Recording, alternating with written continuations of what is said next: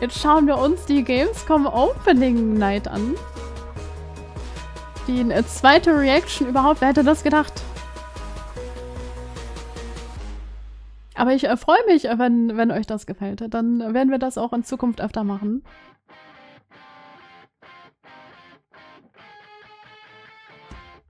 Oh, den zweiten Black Myth-Titel. Weil da wird es ja nicht um Wukong gehen, da geht es ja um einen anderen Charakter. Das hast du dir angeschaut? Habe ich auch schon gehört. Das soll sehr, sehr krass aussehen. Also hatte ähnliche Reaktionen wie damals, als Wukong gezeigt wurde. Wo die Leute meinten, oh Gott, das wird doch nie und nimmer so aussehen. Wukong habe ich ja leider noch nicht gespielt. Aber ich interessiere mich generell dafür. Oh, einer der besten Trailer ever. Safe. Ach, der Drop, das sind die 3 Starter-Pokémon von der ersten Generation. Also Glumanda, Shiggy und Bisasam. Die gibt es für jeweils 3 Subs oder Gift-Subs. Und für an 3 verschiedenen Tagen 20 Minuten gucken gibt es Pichu for free.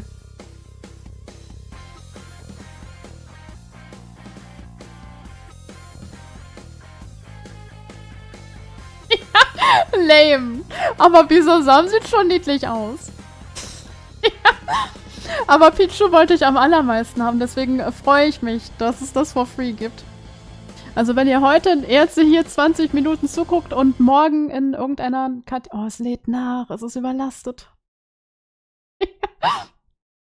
Und wenn ihr morgen in einer Kategorie Just Chatting oder Pokémon nochmal 20 Minuten guckt und übermorgen auch, dann gibt es Pichu for free als Twitch-Badge. Glumanda wäre was für dich. Ja, ne, der Random-Faktor, der ist ein bisschen ärgerlich. Glaubt ihr, es macht Sinn, neu zu laden?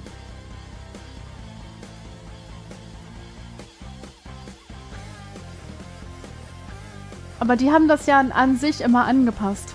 Beim letzten Mal war es auch so.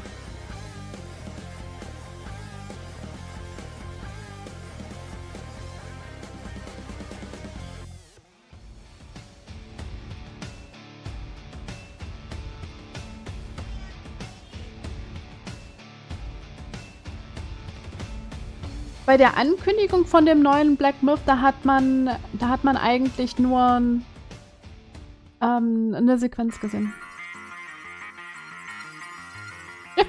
Gibt extra einen Disclaimer. Hello and welcome to the GamesCom Opening Night Live 2026 pre-show. I'm Kyle Bossman, and as you can see in the corner of your screen, we are less than a half hour away from the start of the main show. Now, pre-shows do typically exist just to pump up an audience before the real show starts. Which, by the way, will have Final Fantasy VII Revelation. It will have Songs of the Past, the new Witcher 3 expansion. But the Gamescom Opening Night Live pre-show is special because it's stuffed with its own trailers and premieres. Enough that I'm saying it's basically a real show of its own. So, yes, please do be excited for the main show, Opening Night Live, coming in less than a half hour. But for now, here's a brand new game announcement. Welcome, loyal viewers, to the Emperor's 99th Intergalactic Gauntlet. The weapons are locked and loaded. The arenas are hot, hot, hot. And for one lucky team... Dir wurden Trailer versprochen, warum wird geredet? Ja, wir sind doch schon ganz versessen da drauf, das zu gucken. Let's meet the latest crop of carefully kidnapped contestants. Abducted from across the galaxy. Ow. You don't actually have a choice, but maybe these highlights will change your mind. Ich kenne mich mit diesen Worms gar nicht aus. Aber ich wusste, ihr kennt das. Now get out there and fight. Our glorious Emperor will be watching.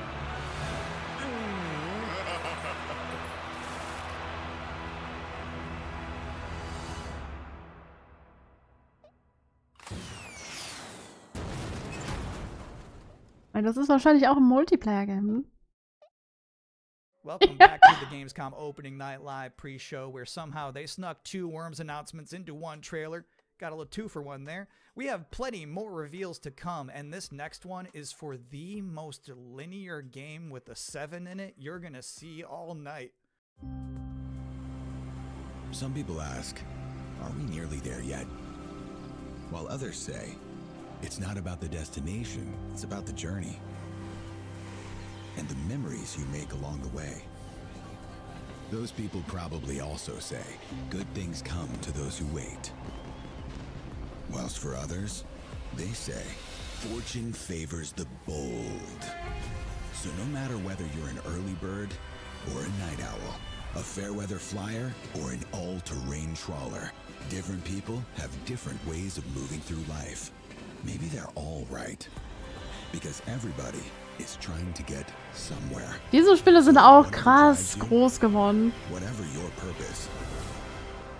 Mit sehr vielen DLCs. Find your way. Train Sim World 7.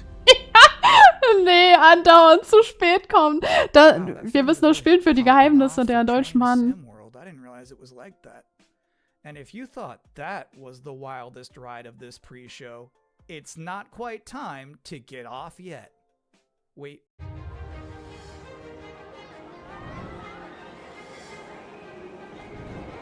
Congratulations! You have been selected to build the next great theme park. Are you ready? Bei der Auswahl hat mir der 18 Plus Disclaimer gefallen. Ja. Im Übrigen.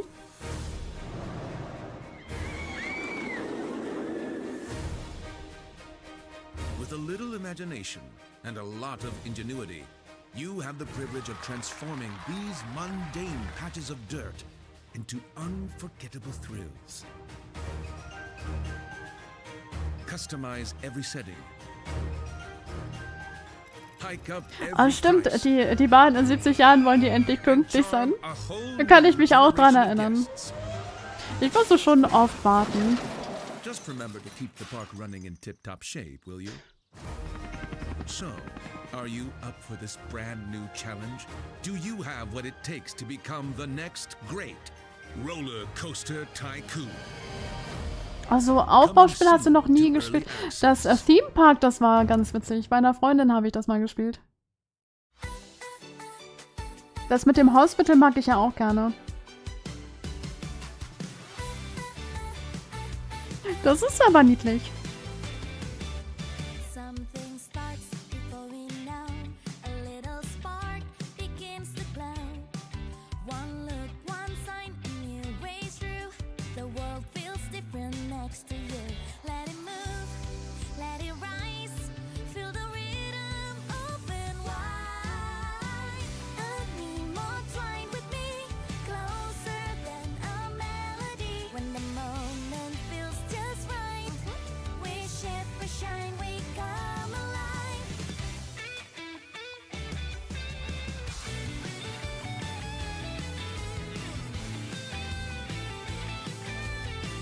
I need more twine with me, closer than a melody. When the moment feels just right, we shift, we shine, we come alive. Side by side into the flow, every color starts to glow. Don't need to know where this will go.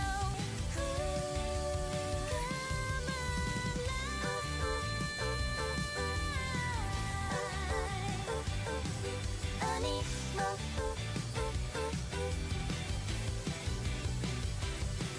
I need more. Ja, krass. Das mit dem Fusen, das erinnert echt stark an Digimon. Die eine Staffel, die so unbeliebt war. We all die anyway, don't we? The goddess made me when sky and earth were one. She gave me life undying. How dare you steal it? You were born of dust. To dust you return. So why do you fight death? You had eternity. And you gave it up for what? 10,000 years I've sat in the dark, and I tell you this, immortality is a lie. Are you afraid? Better to die chasing the sun than to kneel. I used to believe no one would die. Then everything changed. Das sieht sehr chinesisch aus, ja. And I got scared. Scared that no one would remember I was even here. I want to be remembered. Not for who I was, but for who I am. Welcome back, everyone. Ah, Demigod Stab? I'm a little upset. Das sah interessant aus. Because I was promised there would be no Bubsy in the pre-show this year. And yet there he was. How's this keep happening? But let's continue counting down to Opening Night Live with more wall-to-wall trailers. So far, we've seen high-speed action. We've seen high-speed trains. We've seen animo. So obviously at this point you're wondering, where are the horror games? Oh ja. Unfortunately, we don't have any this year. Der wird aber auch ganz schön abgesägt. Und wegen dem Delay. Lieber dann gucken, ehe wir was verpassen. Auch wenn wir ein bisschen behind sind.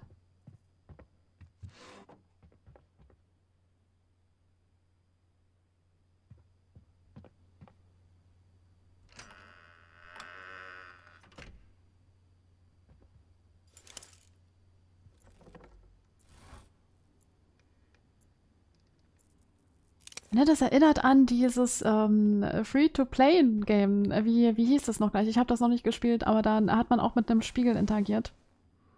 Und da gab es eine unsichtbare Entität hinter einem. Und Dankeschön fürs Einlösen.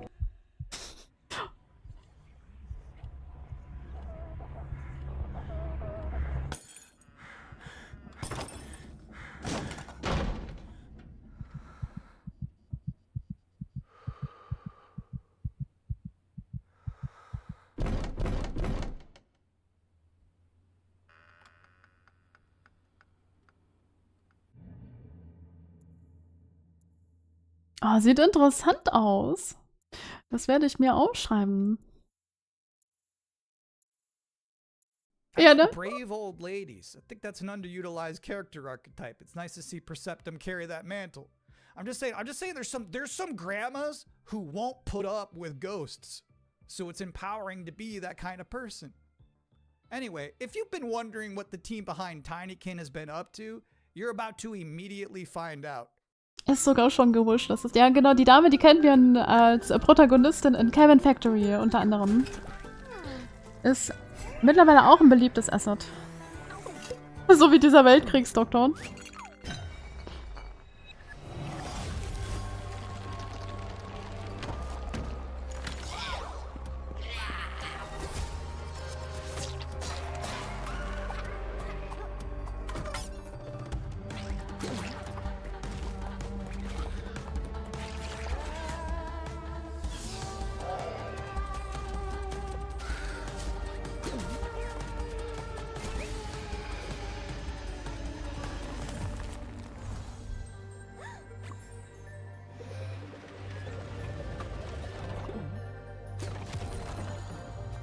Sieht schon niedlich aus. Ich weiß nicht, ob das was für mich wäre.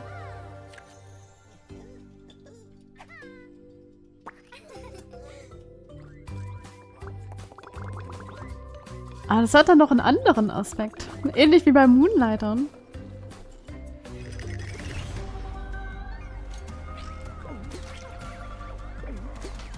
Ja, das könnte auf jeden Fall spaßig werden.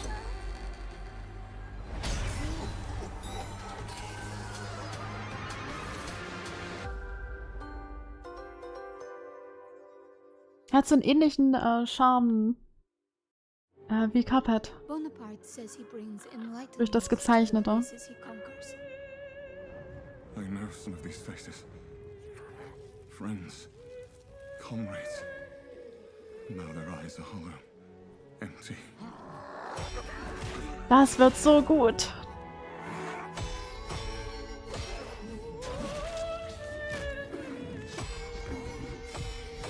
Übrigens, Likeable, das ist von den Ghost Runner-Machern. Das Valor Mortis. Ich weiß nicht, ob das was für dich wäre. Aber ich war sehr begeistert. Von der Demo. Not anymore.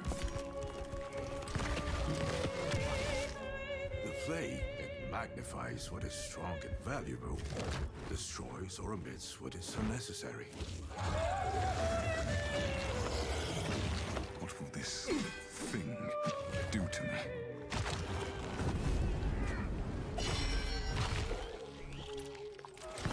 Only mad monarchs turn their kingdoms to ashes. I do not think you insane, William. But even if you were, madness may be the only sane response. Oh, sieht extrem krass aus für diese Zeit, in der das spielt. Oh Gott, 13. Oktober und wir werden es wahrscheinlich erst im November spielen. Ja, du tust dich schwer, mich mit niedlichen Sachen in Verbindung zu bringen, aber Katzen. Katzen. Und ich will Vader Mortis spielen.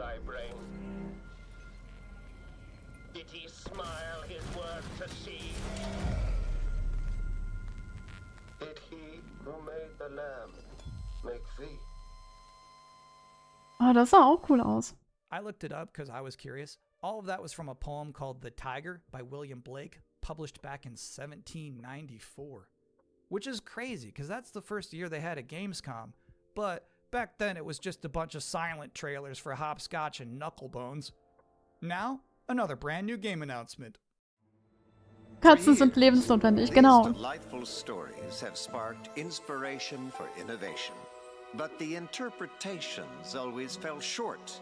Thankfully, I found a way to not only save them, but to make them even better. Ach, als Inspiration wahrscheinlich. Within them. Be courageous. What the hell is that? And cunning. Does your puzzle have a stupid name too? You'll be introduced to friends. Yous may be ugly, but you sure can fight! And foes. You just want tickets to my show! Wolves! Wolves in the den! You'll need to become resourceful. I don't know what your strategy is. And resilient. I also don't care. These stories will test you. And once you've fully experienced all my interpretations, you'll be ready for me. Oh, too good for me, are you? I'll have you know, I've been married hundreds of times to thousands of mimes. Mit dem Sometimes I like Arzt when a sehr trailer just interessant. shows you its final boss. They just said, hey, here's this evil, long-haired nerd. You gotta stop this guy. Mission accepted. Hey, welcome to the Gamescom Opening Night Live pre-show, where I realize there's been a lot of debuts already to keep track of. You might be looking for some help, just to remember all these titles to add to your wish list later. Well, I can't help you. I'm sorry, you're on your own. All I have is more world premieres.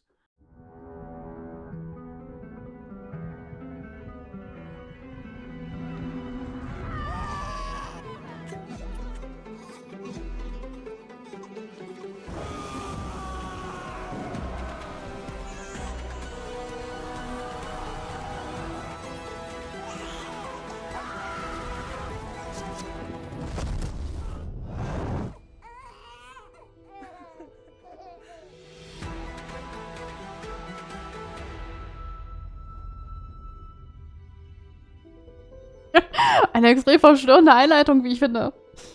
Ja. Vor allem für so ein Spiel.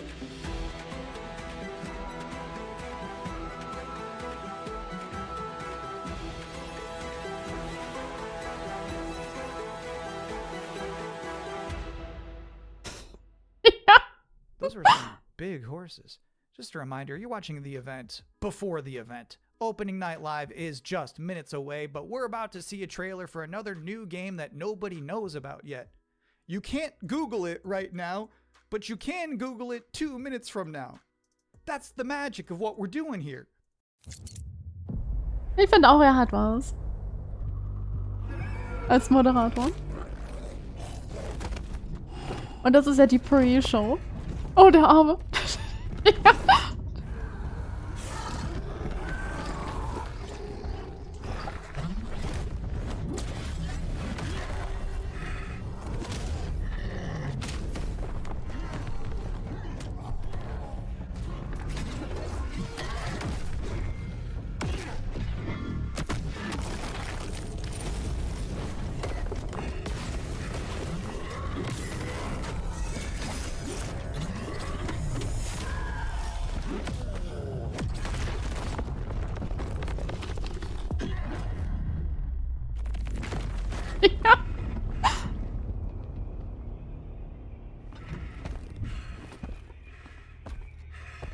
1,29 für Alan Wake ist ein verdammt guter Preis.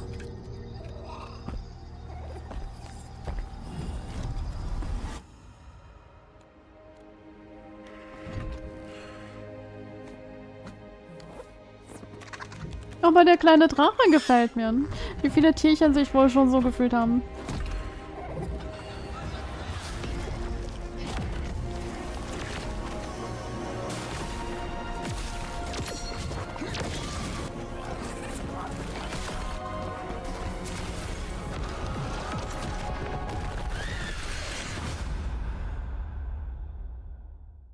You know what's crazy about that trailer?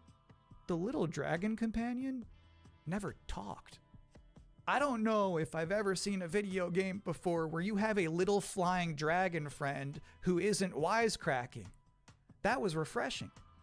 And now we're going to take a first ever look at a game for two-player co-op enthusiasts. Und hallöchen Taki, schön, dass du da bist. Grandpa, what was Mom like? You never talk about her much. She was complicated. Delivery for your special day. Impossible. This was your mother's sigil. What? How? Maybe we should see what's inside. What? You're a little kid! Can we start changing ages yet? I suppose we should learn how it all works. Want to change who you are? Just press a button. Look at me! I'm a kid again! What's all this now? It's a treasure hunt! A birthday treasure hunt from Mom! Or some kind of elder fraud. Where your mom was concerned, nothing was ever easy. Is there any chance Mom could still be out there somewhere? She's gone and she's never coming back. I can't just ignore this, Grandpa. She was my mom. Kann er bestimmt auch sowas, was nur zu zweit geht, wie Split Fiction zum Beispiel. Okay? We beat every Oni in hell. Time to beat an Oni musher. That means you, bud. Oh Gott. Und hallöchen Lieblingslaterne, schön, dass du da bist.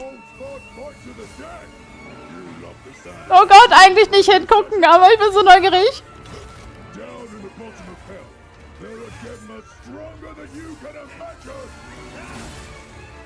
Save this world. I won't entertain me. How about a little game? Greetings, Oni Warrior. As for you, I suppose you'll hear about that gauntlet. You've been working ever so hard. Alas, the time has come for the finale. I can tear you apart as many times as I like. You need some more time in hell. You don't belong in this world. Oh, das sieht so cool aus. Warum kann die Welt da draußen nicht so cool sein, wenn ich mal rausgehe?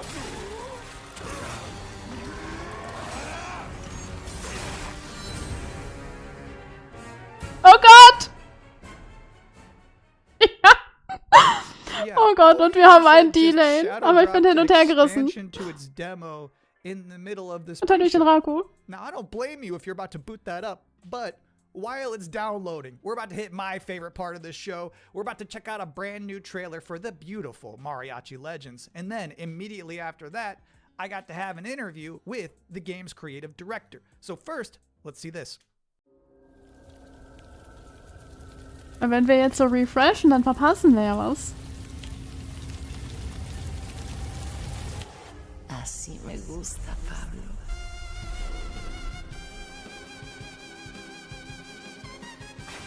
Ah, ist das dieses eine Spiel mit dem Mariachi?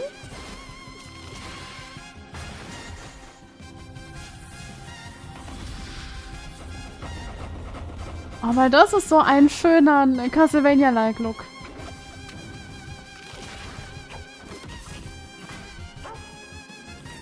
Weil sowas liebe ich total. Das kommt ran an Castlevania.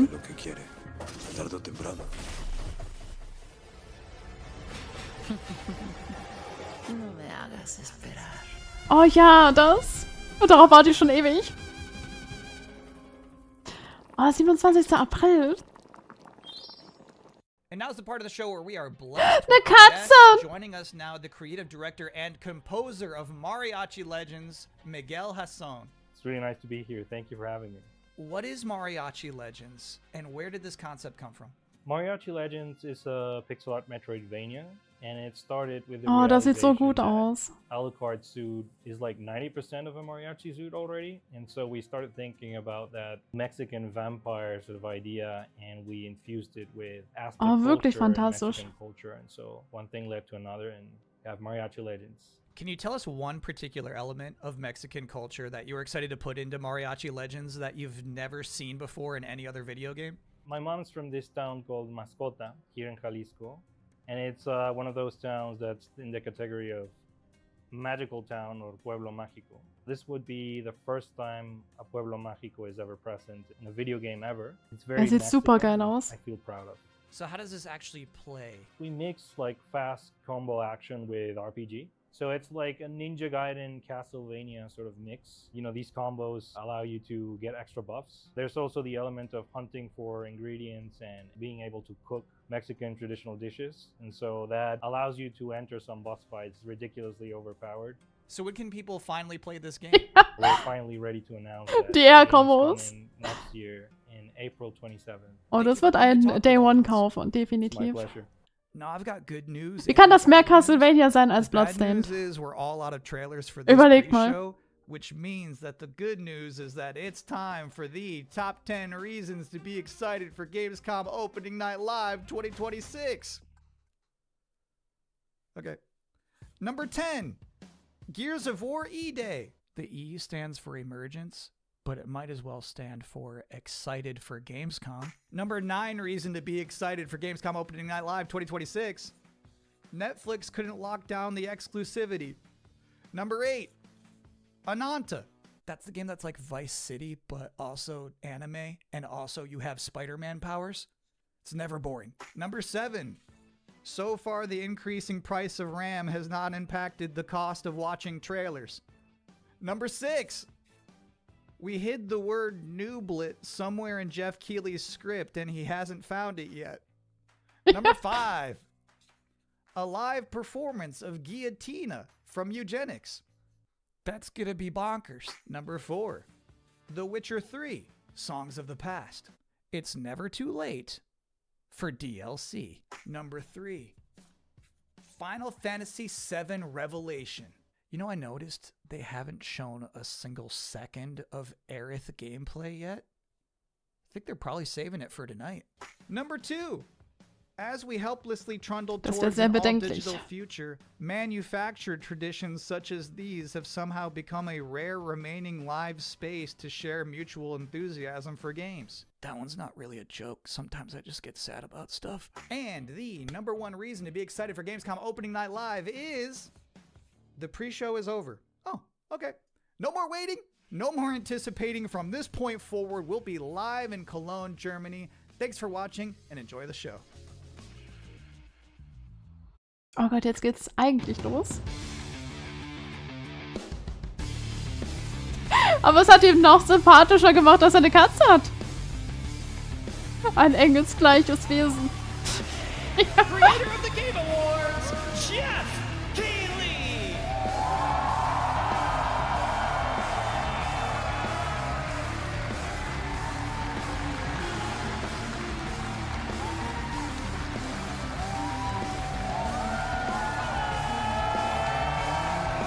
Get ready!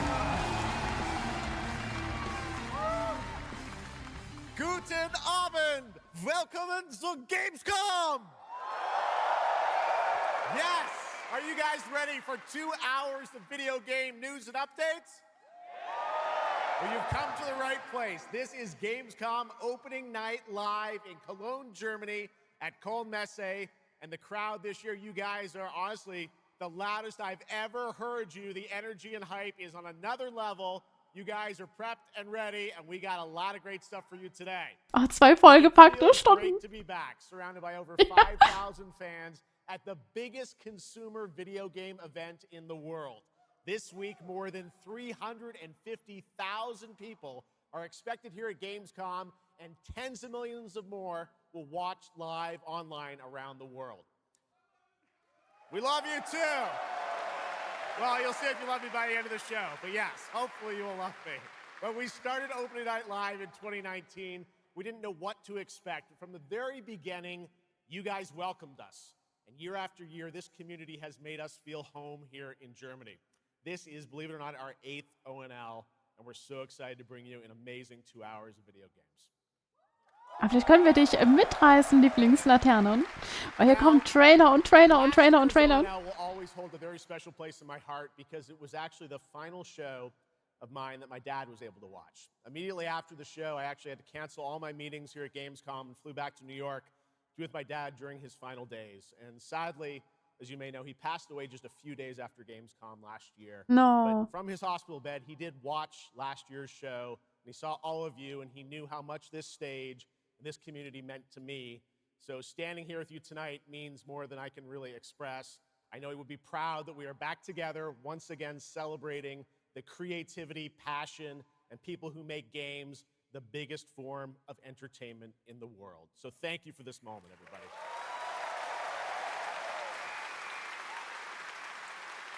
Tonight, I carry my dad's memory with me onto this stage. I am so grateful for all of you for welcoming me back, and Shocks as well, who will be out here in just a minute.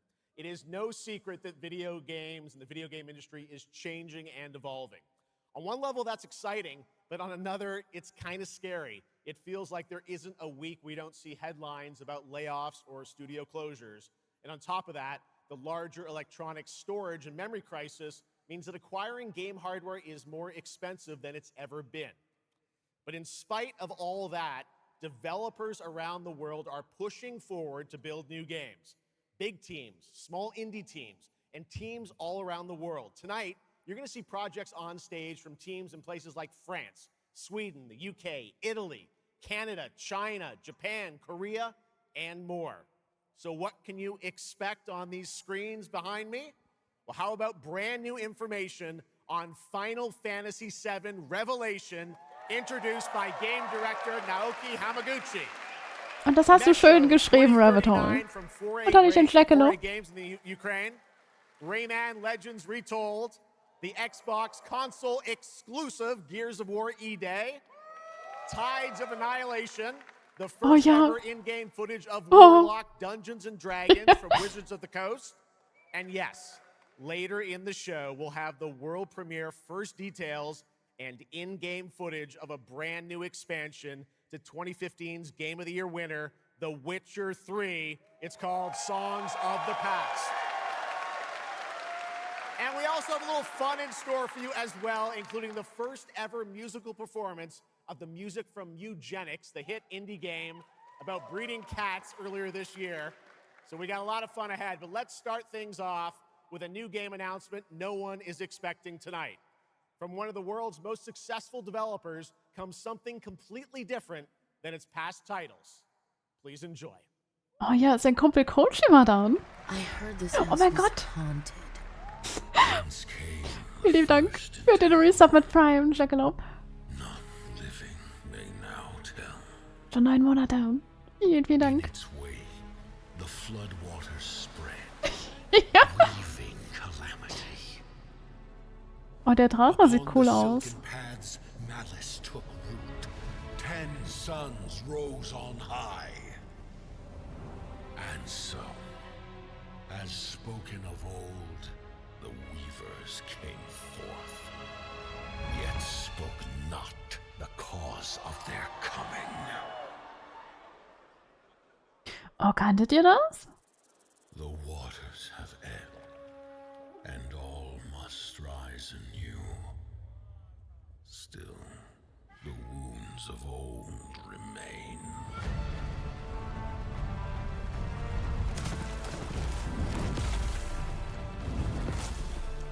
The walls held against the chaos, yet entrapped Shiwan. Blot out the Pyro Hill once more, and you'd still not quench a millennium of hatred.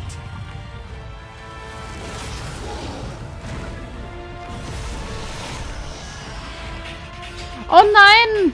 How can a few dying embers Flames of rebellion.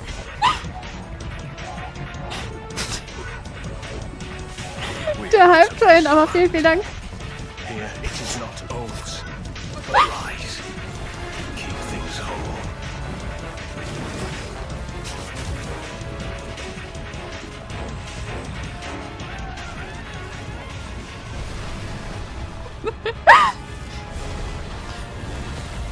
Oder hat es noch ein bisschen mehr epic gemacht? Ja. Ah, sieht cool aus.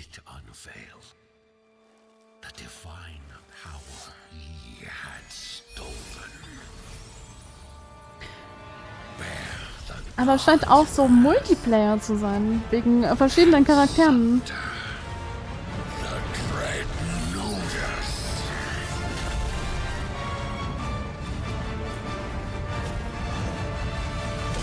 Aber so die Designs gefallen mir gut.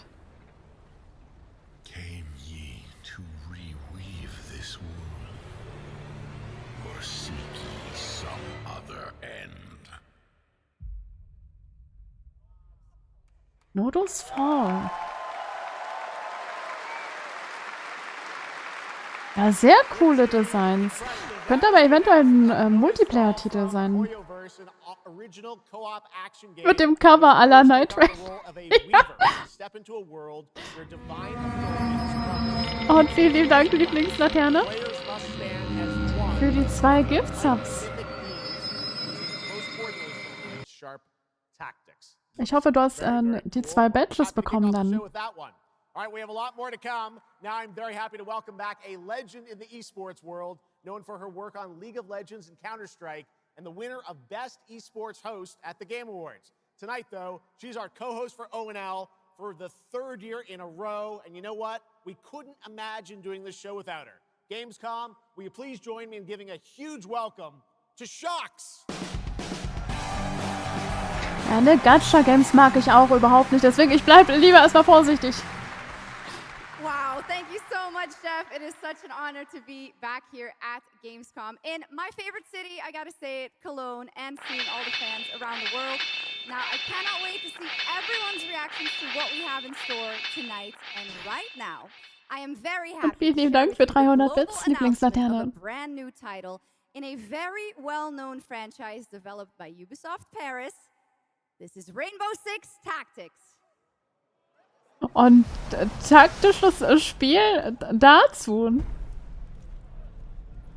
Und da werden sich einige freuen vielleicht. Oder auch nicht, weil, oh, was soll das? Für ein Genre-Mix sein. Und ich wäre eher so taktisch ist schon cool. Hat was von Metal Gear Solid, was leider nicht in der Master Collection 2 drin ist von Metal Gear Solid.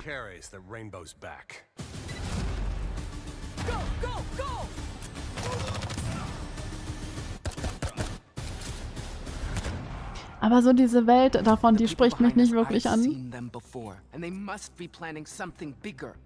Send me everything you dig up on the agency bombings. There's no time to waste. We've contacted Rainbow's former operators. You just have to choose which ones. Gibt es nochmal Rückmeldung bezüglich des Tons?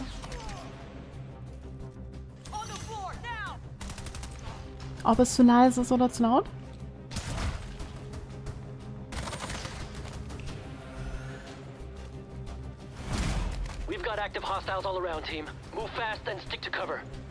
Ein bisschen lauter noch. Gut, dann nutzen wir die Chance.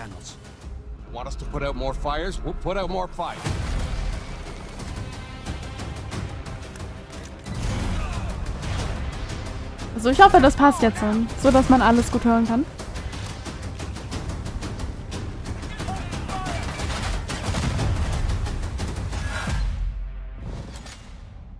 Ihr sollt ja auch alles mitbekommen. That was Rainbow Six Tactics, a new turn-based tactical single-player game set in the Rainbow Six universe. Now, in Tactics, you'll lead a squad of operators on high-stakes missions around the world, combining careful planning, coordinated breaches, and tactical decision-making in every operation.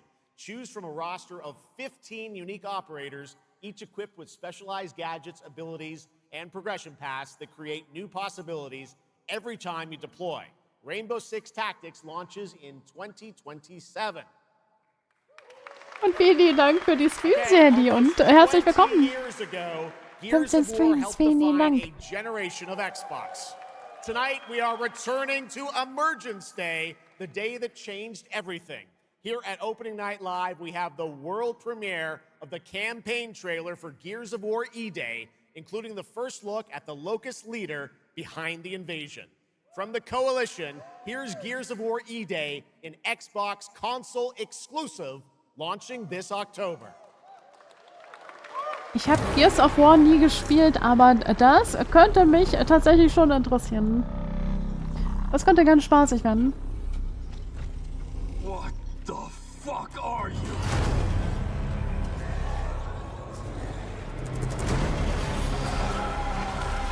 Scorch the city. Seize the surface. Bleed the ground walkers. Es ist jetzt zu amerikanisch. Ich weiß ganz genau, was du meinst. Ja. You four belong to me now. Designation, Bravo Squad. No one knows what these things are or where they're coming from. This is more than an invasion. It's a fucking war. The reports are still coming in, but whatever. Ja, geht mir ganz genauso, Likeable. Actual monsters are coming out of the ground and ripping my people apart. And those are my gears out there holding the line. How do we hold a line against an enemy that can tunnel under? Oh, shit! We're gears. We fight. We still have our people. If we can save them, we save Cologne. Lost prepares us for what's ahead. People we love die. We're the ones that keep fighting. Give him hell, Phoenix. That's the plan. Da es auf jeden Fall recht, gibt wenige Third-Person-Shooter in letzter Zeit. Ich bin sehr wahrscheinlich auch untersättigt, was diese Genre anbelangt. There'll be no support. If you fall, we all do. We do this together, or we die together, yeah? To the end.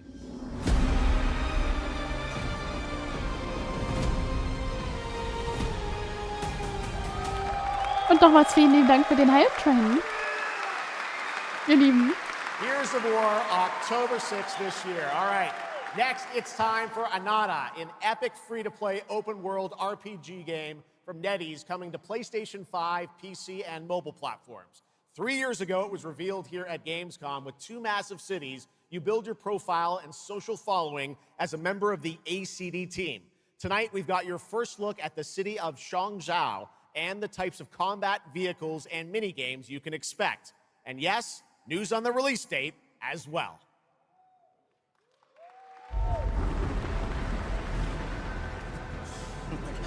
Any last wishes?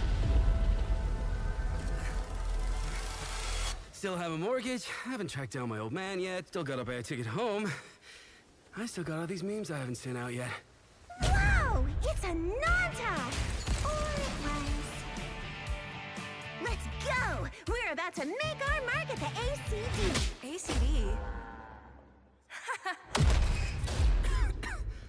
Did they really just go belly up? I say you go viral first, then worry about rebuilding the ACD. Get big enough, and the old workers are sure to come back. What's next? Heat Master! What, Master? Master, you're so awesome. Heat Master? Heat Master. Who the hell came up with that name? Yeet Master. You're nothing more than a bad seed. The Katze! Enjoy the party. Oh, ich weiß nicht, die männlichen Charaktere sehen zum Teil cool aus, aber die Mädchen, warum werden die immer so komisch dargestellt?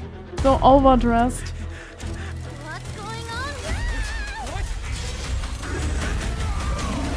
Ja, ne? Und dann immer die Befürchtung, oh, es ist Gunshot wegen dem Artstyle. Ich glaube, davon habe ich auch PTSD.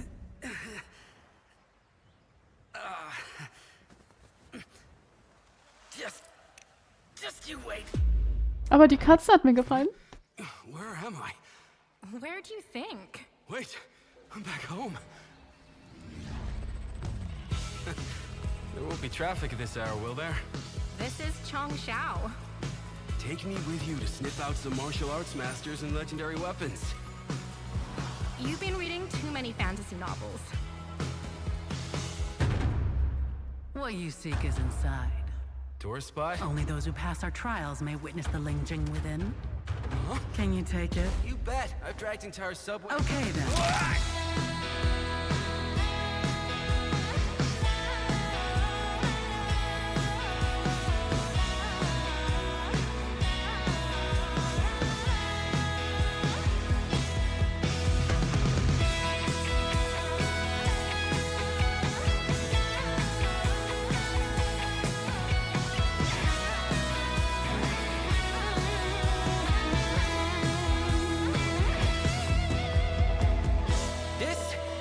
The most expensive view. Wait. Huh? Why is everyone running off? Am I really that annoying?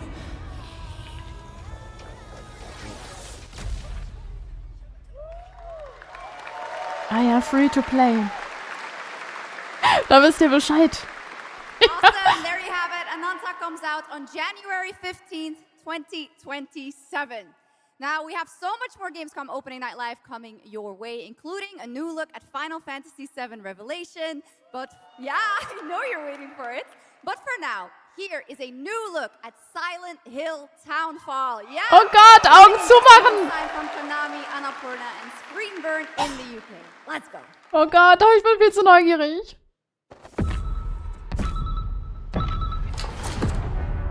Hey, Simon. Oh Gott. Ja, Townfall, das kommt am 24. September. Advanced Access schon am 22. spielbar. And put some things to rest. What I just saw in that footage, you said we could put things right. That this town would listen to me.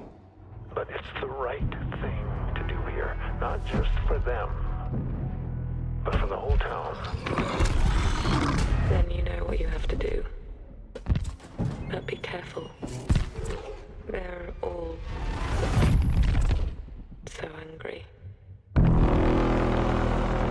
Oh Gott, oh mein Gott!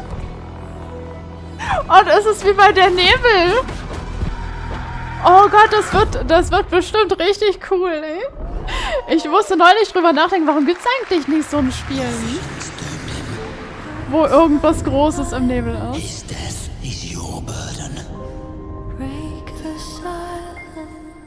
I have to leave this island. Oh, ich hätte wegschauen sollen.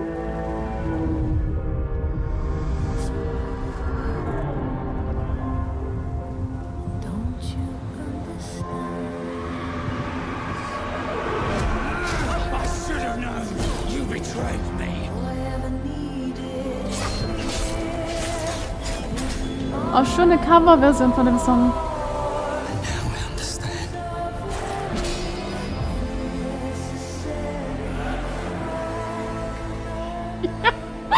Jackalope, es tut mir so leid. Ich bin so emotional. Ja, hier bin ich auch schon sehr gespannt drauf. Ja, er wird übrigens auch ein Twitch-Badge haben. Aber das kann ich leider nicht mit euch spielen. Ich würde vorher gern die anderen beiden spielen, auch wenn es eine eigene Story ist. Ja, sah mega gut aus, fand ich auch.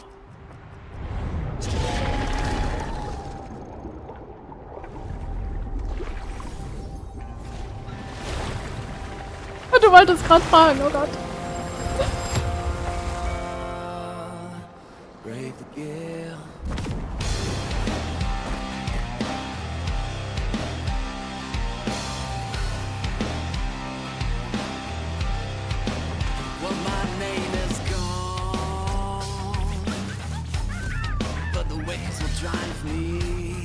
Das hat auch einen speziellen Grafikstil.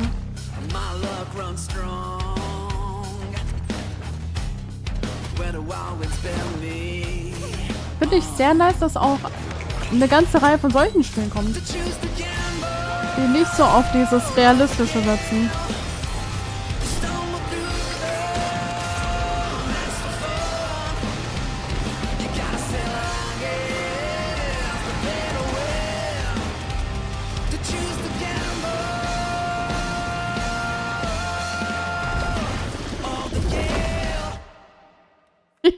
Da würde ich schreien, wenn die zu war ist. Und ich sitze im Boot. If only I was stronger. If only I... You've surmounted countless trials to reach this. Ach so, Crimson Desert. This time, you will surely break the cycle. You'll struggle, but you'll turn back. Face your fate. Krass, und das ist ja so schon mordsriesig, das Spiel. If I do their dirty work for them, I'd better get what I'm owed.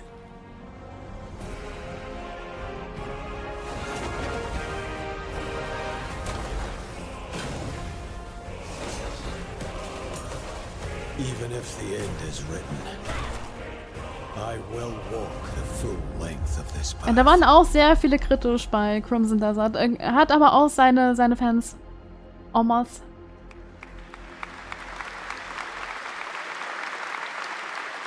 That was Crimson Desert, released nearly 6 months ago, and the developers at Pearl Abyss just keep adding more and more content, including new cutscenes and story moments too. All right, next let's step into the world of Tides of Annihilation, the upcoming fantasy action-adventure game by Chinese studio Eclipse Glow Games. Set in modern-day London and mythical Avalon, you play Gwendolyn, the lone survival of an otherworldly invasion, who can summon spectral forms of the Knights of the Round Table. Das wird Tonight, super we've got geil, a brand auf jeden new Fall. trailer which reveals the new voice of Gwendolyn, Angela Sant'Albano, who recently played Grace Ashcroft in Resident Evil Requiem.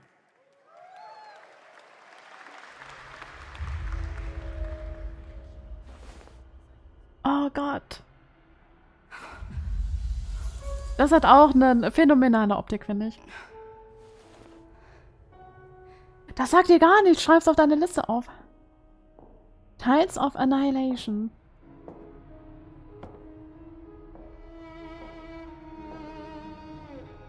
You have decided. Tell me the truth. Is there a way to fix this? The fog has devoured your home, and now it is tearing Avalon apart. Arthur was the only one who could control the fog. Until you. Until me? I know not why you possess his powers, but if you wish to reclaim London, you must harness the fog. Use it to command your spectral knights. Guinevere.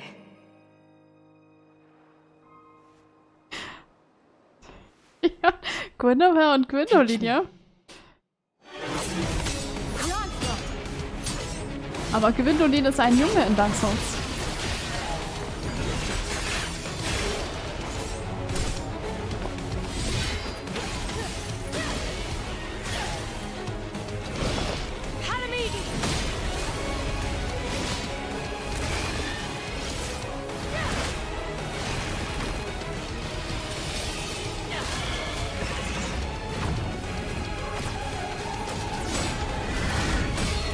Das sieht so gut aus.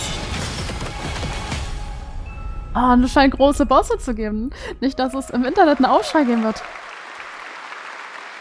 looks absolutely beautiful. And if you're interested in wishlisting and learning more about any and all of the games featured at ONL, make sure to check out the GamesCom Steam page. And if you're anything like me, I'm sure you have tons on your wish list and in your cart. But a few more can't hurt, right? The Steam page is available now and being updated throughout the show as the titles are announced.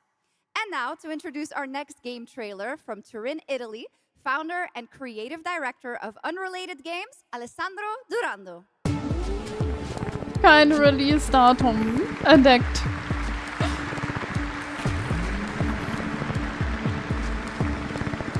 Müssen wir uns noch gedulden. Aber bis dahin kommen ja viele andere Spiele. Thanks, Chucks, and ciao Gamescom. There is a question at the heart of Lost Song. What do we leave behind and for whom? Well, you can be sure anyone will ever find it. I didn't have an answer when I started, and I still don't have one. And I genuinely never expect to be here on this stage. So thank you, Jeff and Gamescom, for this incredible opportunity. Just being here already means more than I can put into words. Love Song will take you on a journey through the forgotten echoes of past humanities, where sound is the only language left. You will uncover traces of memory left in stone and sound, building a bridge between what was and what may still come. Here is Love Song.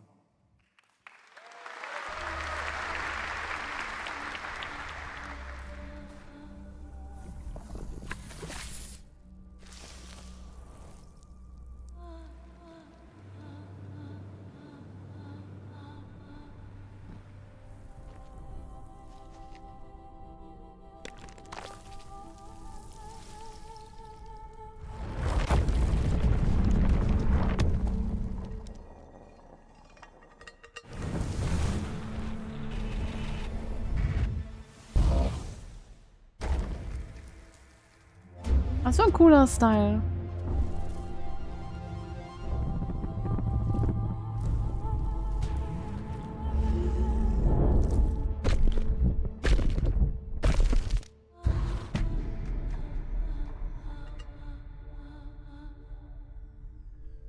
Auch cool geschrieben, der Titel. Und das könnte mir auch gut gefallen. What a beautiful and artistic game made right here in Europe. Thank you, Alessandro, for joining us. One of my favorite moments from last year's TGAs was the announcement of Mega Man's long-awaited return with Mega Man Dual Override from Capcom. Tonight, we've got an exclusive glimpse of new gameplay, along with the introduction of a new character who plans to foil Mega Man's plan to save the world. Da bin ich aber gespannt.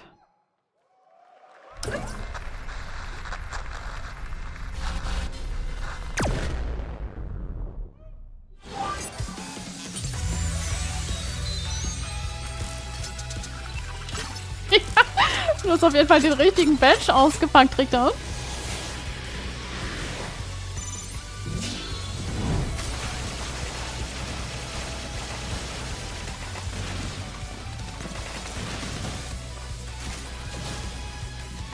Optisch echt clean. Oh, das ist cool, das gefällt mir.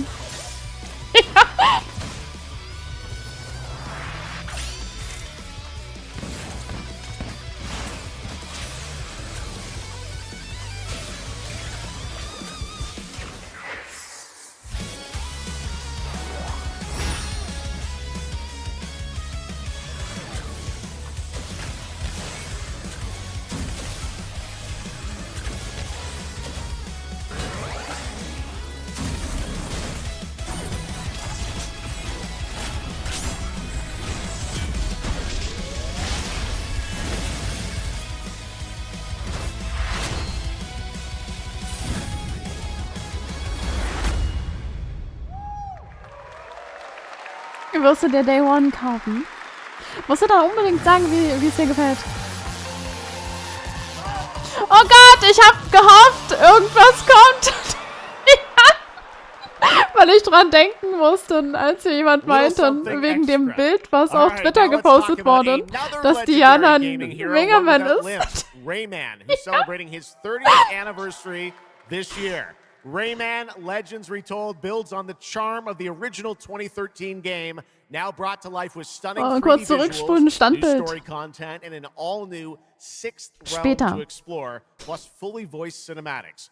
Players join Rayman and friends on a new adventure to restore peace to the Glade of Realms. There are 4 all-new musical stages, like MC Hammer's You Can't Touch This, and tonight we have your first look and listen to another musical stage.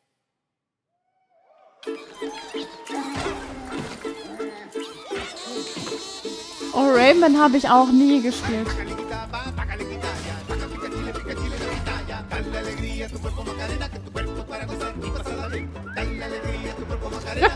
Vor allen Dingen passend zu dem Lied.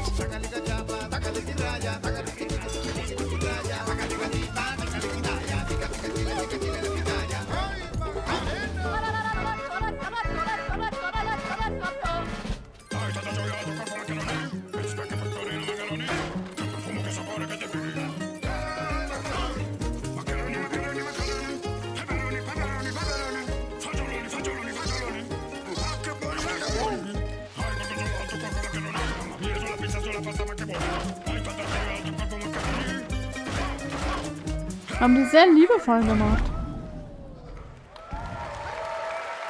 Ja, ne, das haben die gut gemacht. October 1st, Rayman will be at the Ubisoft booth this week here at Gamescom. And that's what makes this show so great, is that many of tonight's games will be playable to fans who are joining us live in person here in Germany all weekend long. Still to come at ONL, the worldwide reveal of The Witcher 3's new expansion, Final Fantasy VII Revelation, and a performance of the music of Mugenics for the first time anywhere. It's time for our next announcement. The developers gave us a phrase to introduce this new IP, but none of the words apparently can be said on stage. So I guess, let's just watch a trailer. Und ich habe Witcher nie gespielt, aber es wird ein DLC geben zum dritten Teil.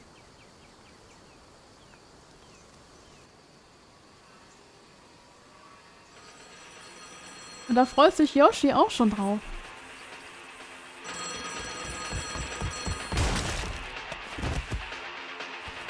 Ja, nie gespielt wird schon.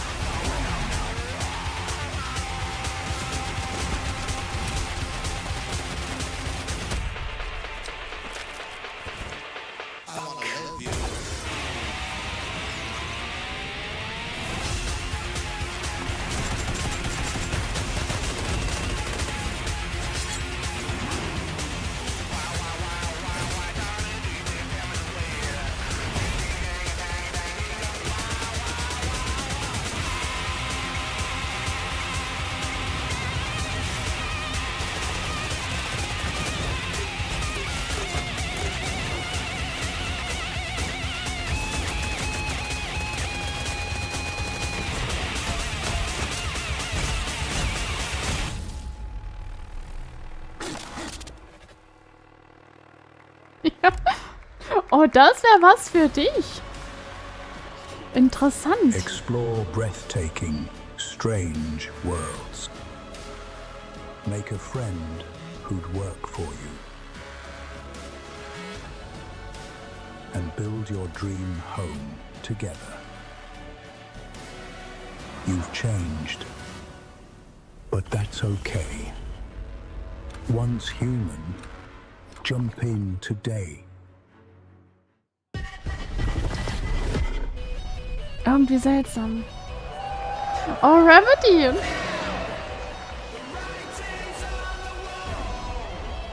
Oh Gott!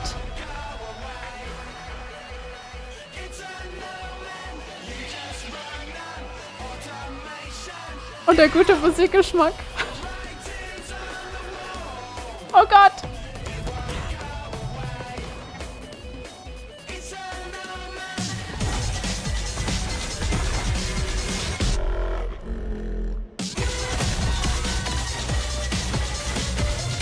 Oh. Oh, das wird mir sehr gut gefallen.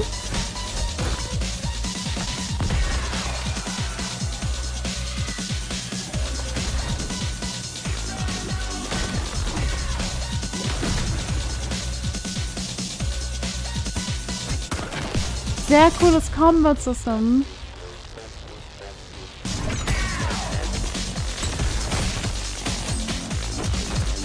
Aber auch absolut abgefahren.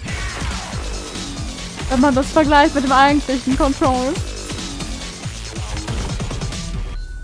Was ja auch schon super cool ist. Und das wird das ja noch um einiges toppen. Oh ja, und das will ich auch unbedingt haben, den Pre-Order-Bonus. Ja. Für gute Erinnerung, das war uns zu bestellen. There's a grain of truth to old legends. Your eyes. A Brakir, 7 feet tall, fangs long as snakes.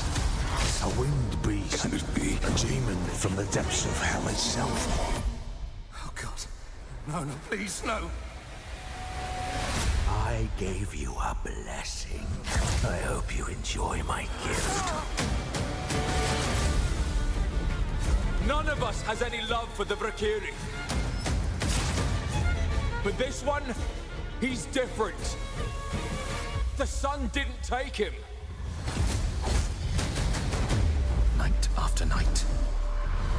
day after day. Now strike him down. Your every move sends a ripple. Your every word echoes far. Your every step leads to crossroads. All that remains is for you to choose. Help me, please! So sorry. No, no. Very well then. Let's begin. Ja, interessiert mich auf jeden Fall auch. Ich weiß aber nicht, wann ich das spielen würde. Wirst du dir Playthrough anschauen? Irgendwann werde ich das mit Sicherheit spielen. Es wirkt sehr interessant, story-wise. The gameplay of the forthcoming strategy game, Game of Thrones: War for Westeros from Australia's Playside Studios. The Iron Throne stands empty. 24 Stunden vor Onimusha. No problem. Come on, men.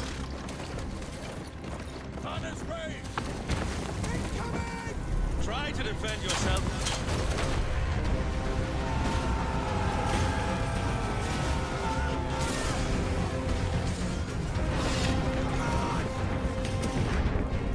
Ja, sieht danach aus. Ein Strategiespiel. Zu eurem Game of Thrones. Ah, die Bücher, die würden mich tatsächlich interessieren. Is yours to decide.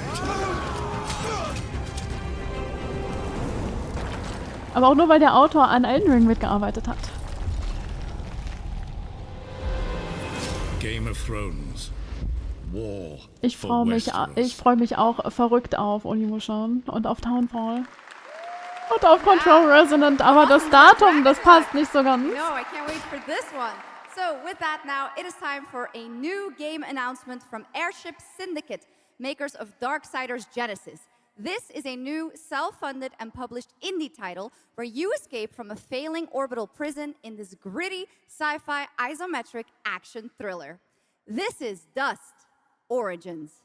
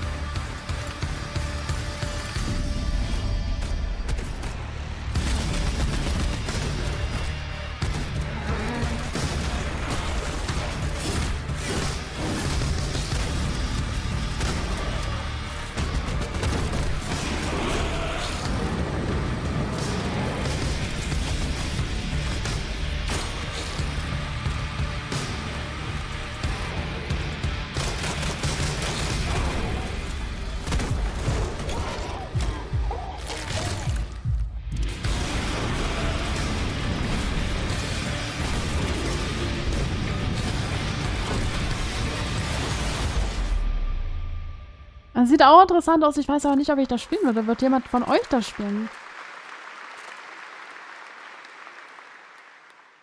A new age begins, but the old shadows.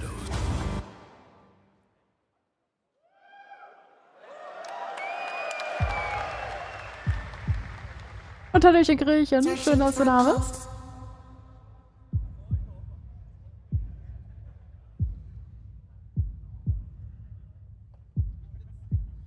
Ja, nein, bei euch.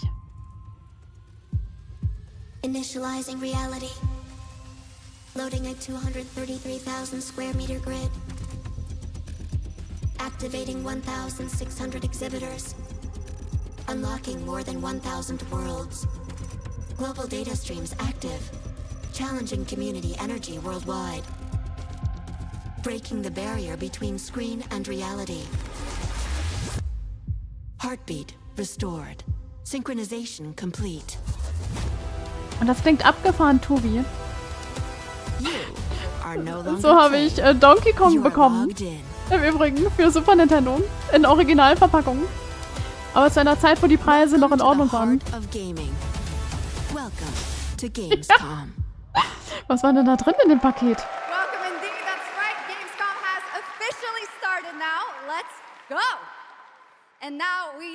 to Exodus, a cinematic single-player action RPG from Wizards of the Coast set in a new, far-future sci-fi universe. In Exodus, you rise from salvager to traveler, discover new worlds ravaged by the effects of time, and search for the key to humanity's survival across the most dangerous reaches of space. Along the way, you assemble a crew of sharp-edged specialists, soldiers, smugglers, mercs, scholars, and awakened animals whose skills and chemistry shape every fight and decision. Tonight, it's time to get a deeper look at Salt, an awakened octopus and mercenary who joins your team. Get a glimpse into who she is, where she comes from, and why she's along for the adventure. Eigentlich muss ich immer noch an Townfall denken.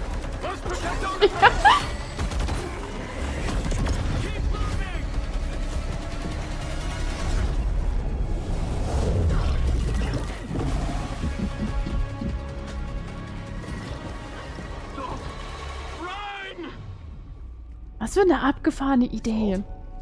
Yes. Figured we could talk, since you're part of the team now. Why? Want to understand how you see things, how you operate.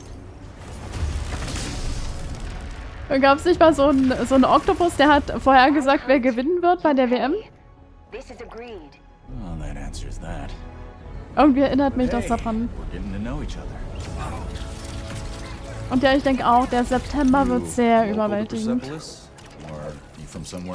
Wuthering Realms will ich auch gerne spielen.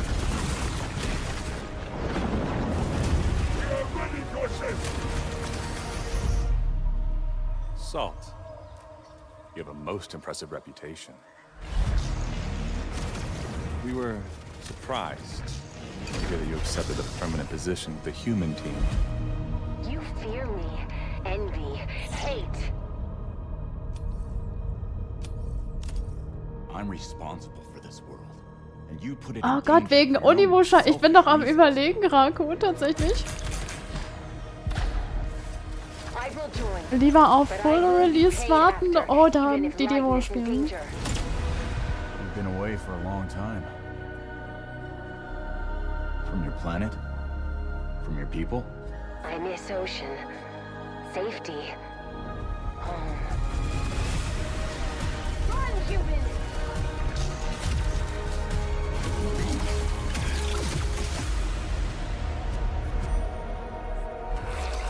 Salt! No!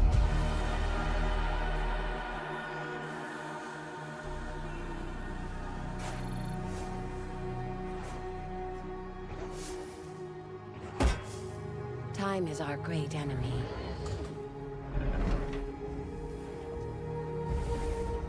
But we must always have hope.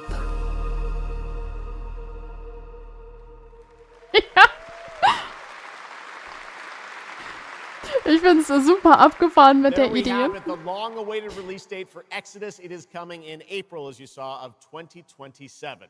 Die Mech-Designs, die fand ich aber niedlich. First look at the gameplay for the upcoming Warlock Dungeons & Dragons from Wizards of the Coast and Invoke in Montreal, Canada. Please welcome the TGA award-winning star of Resident Evil Village, the incredible Maggie Robertson. Oh, das basiert auf einem Roman sogar, der wohl ziemlich gut sein soll.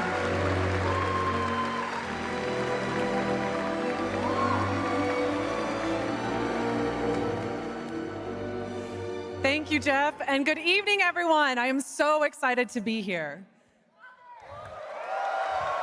Yeah! All right. Every warlock's journey begins with a pact. For Katri, a seasoned warrior on a personal quest, that pact is made with Tasha, an ancient witch queen and the patron I have the pleasure of playing. Tasha grants her access to forbidden magic, but power always comes at a cost.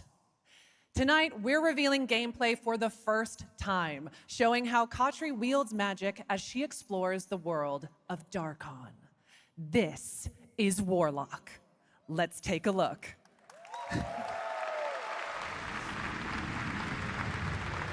Have your deepest desires come true?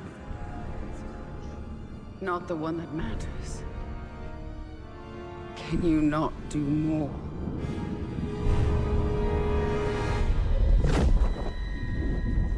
More? You still think this is your quest? I have seen your heart's desire. Dumb and defiant. And mine.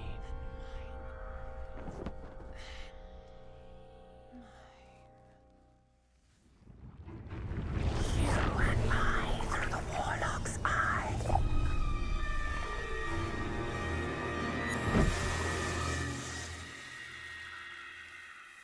Raw magic serves us both.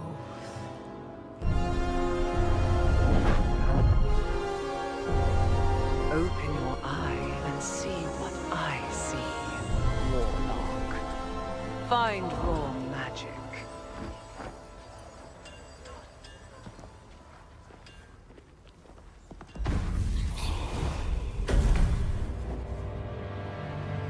What exactly is your interest here? Or is it your patron's interest that guides us? My curiosity is my own. Aber Sounddesign bei DVD mit Wegner haben die schon sehr gut getroffen. Mal abgesehen davon kenne ich mich mit Dungeons & Dragons gar nicht aus. Aber Wegner ist sehr cool. In DVD.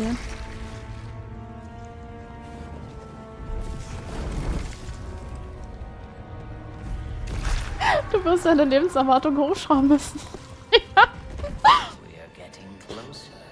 Yes. Closer to Mach das auf jeden Fall.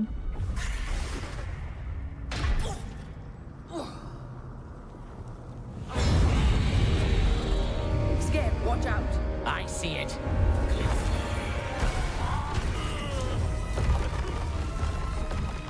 Bei Dungeons & Dragons ist ja mehr so ein Tabletop. Gab es davor schon irgendwie was Vergleichbares, würde ich gerne wissen. Ihr wisst das bestimmt. Absolutely not. Merely digging deep.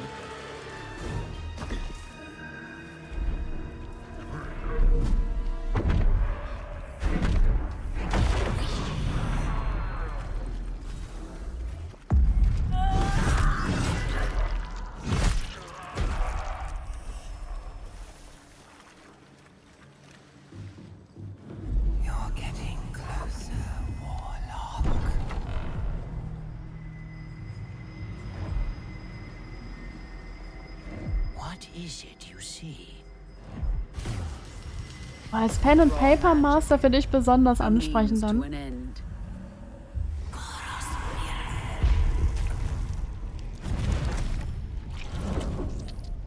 Dazu fällt mir ein, ja, kann ich auch nachvollziehen wegen Pre-Order-Boni. Dass du dann nicht mitmachst, Carter. Ich weiß, was du meinst.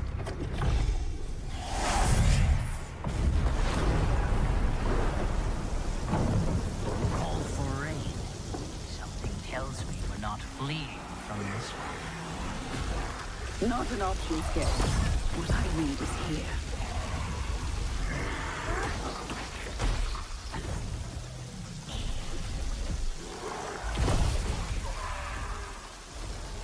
Aber so richtig als Spiel, gab es da schon mal was Vergleichbares vorher?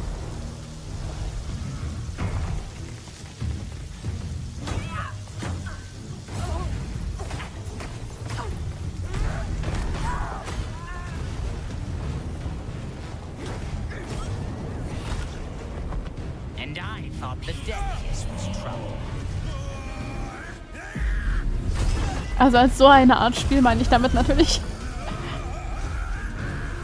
Aber actionbasiert fällt dir gerade nichts ein. Interessant.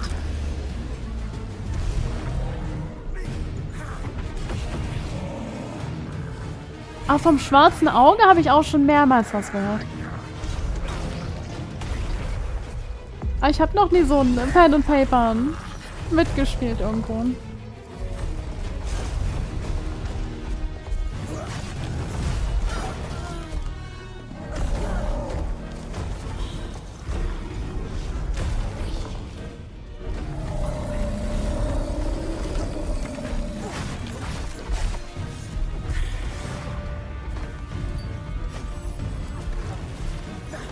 Das kann man ändern. Ja, würde bestimmt Spaß machen.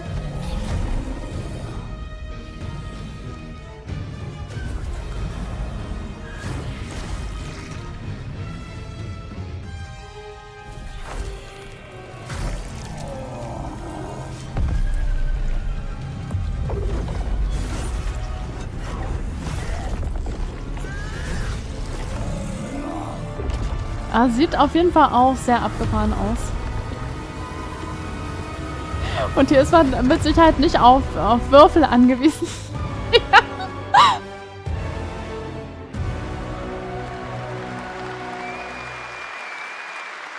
Nichts für dich, next. That was absolutely amazing. Wow. And now it is time for the announcement of a brand new game inspired by 1001 Arabian Nights, with flying carpets, colossal bosses, and more. It comes from the new NBC Game Studio, which is debuting this game on the Gamescom show floor. Here's 1001 Threads of Mizan. Come close, and I will tell you a tale of two worlds at war. Set ablaze by a smokeless flame, and fueled by those called to fight.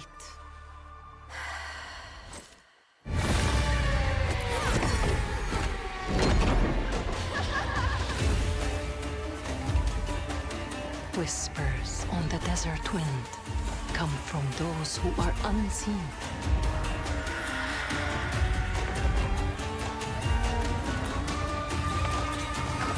The Jinn.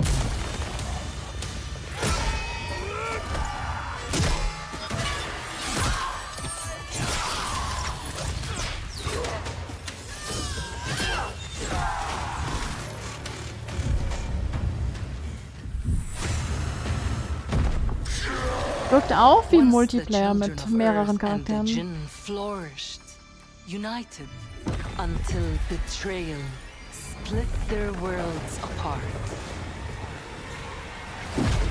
Now the veil is thinning. Two worlds collide as they wage a war of vengeance. Die großen Gegner sind wieder am Kommen.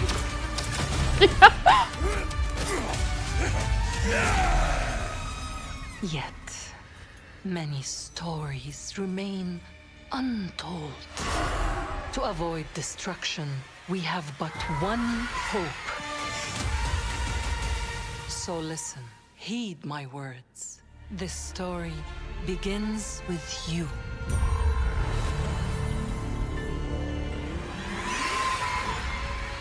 Auch, also das Gegnerdesign gefällt mir sehr gut.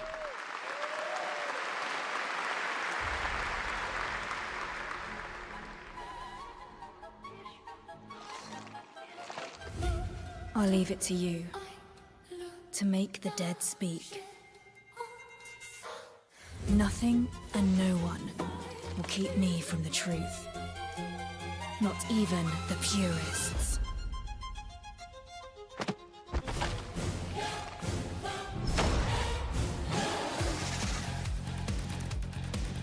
Da bin ich schon wieder so hin und her gerissen. Anfang sah ganz interessant aus, aber dann wieder so overdressed.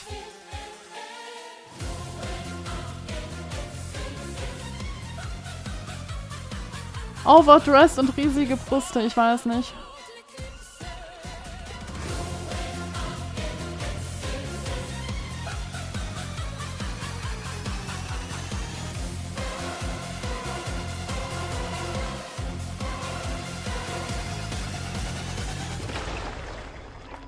Any leads? It's just as you surmised.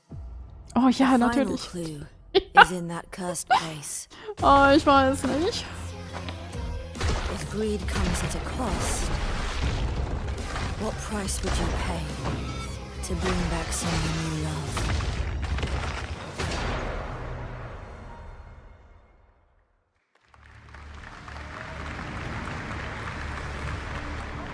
Aber das hier, das interessiert uns doch.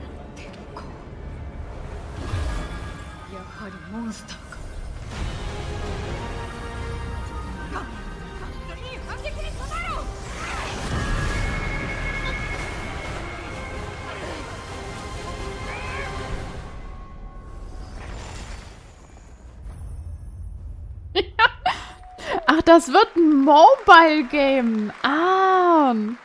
Das erklärt die Charaktere. Welcome back to ONL, and next we're turning to the legendary Das wird ein Metro Mobile-Game, series and a very like special developer. Also vielleicht auch nichts. 4A Games based in Ukraine. Game developers have to build games in all sorts of conditions, but for 4A, the development of 2039 has truly been a challenge to build art in the midst of a real war. To tell us more about their incredible story and journey of perseverance to create Metro 2039, please join me in welcoming to the ONL stage John Block and Pavel Umer from 4A Games.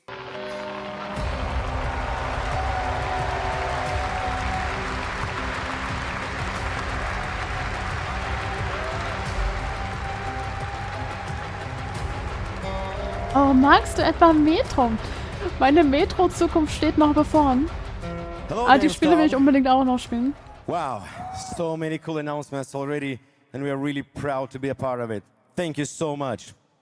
I'm John Block, executive producer for Metro 2039.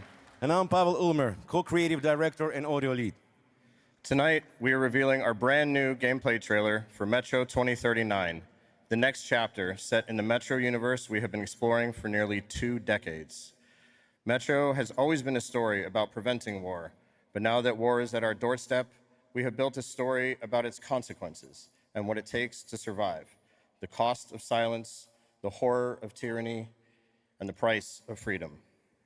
Of course, as always, there's monsters, tunnels, devastated ruins, but Metro to us is about people.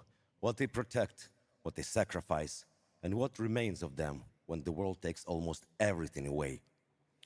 Creating a game this dark requires a lot of passion, discipline, and a development team that has had to become accustomed to working without peace or regularity. There's enormous care for this universe and the people who believe in it. A key part of this is our own in-house 4A engine, built to fully realize the oppressive world you're about to step into. We built this game for those who have traveled through Metro before, and for those who are about to enter it for the first time. There's a lot to explore.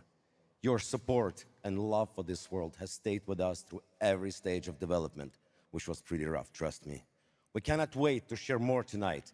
And if you're lucky enough to be here at Gamescom, you can go hands-on with Metro 2039 at our booth and take a closer look on a fully wearable replica Spartan helmet that will be included in our collector's edition. Thank you. Oh, sehr nice.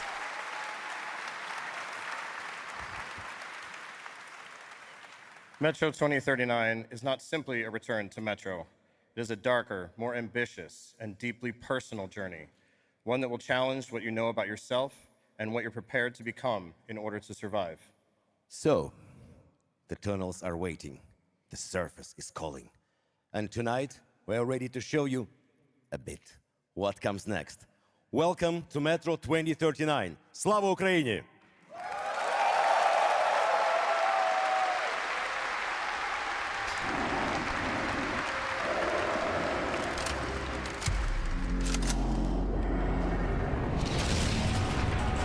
What brought you here? I'm looking for someone. I need information. Then you've come to the wrong place. The Nova Reich spread across the station like a damn plague. So this is Hunter's bright future. Das sieht auch richtig nice aus. Monsters. And radiation. That's all that's left up there.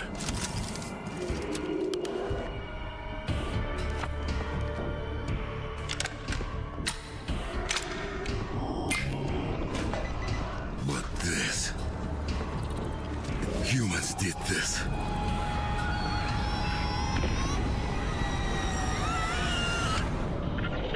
This is Hunter, the leader of the Novo Reich. The enemy must be destroyed. The Spartans were wolves in helmets. But I'm something worse. The enemy must be destroyed.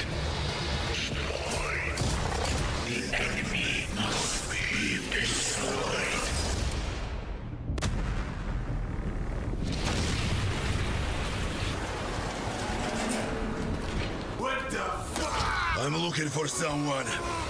Where is she? Sieht wirklich sehr gut aus.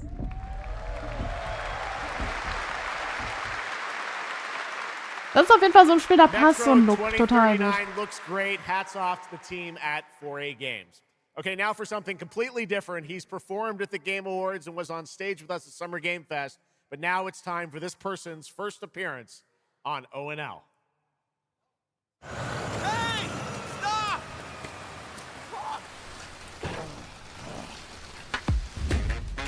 Tired of sneaking around just to feel good? Tired of this damn lighter? Of this rain? Of this life? I got you. Eat a more sizzle. More sizzle, less hassle, more high. Okay, cut! Thank you, Cyrus. That's perfect. Well done. That is Dr. Cyrus Kane, the big dog, as it were. An entrepreneur and eccentric known for his diverse business ventures. It's all loud when you taste some flavors. Bit spice with a Cuban style. Too fresh with a sizzle and sparkle. No Prince, who's the king right now. I'm raising it up to the max.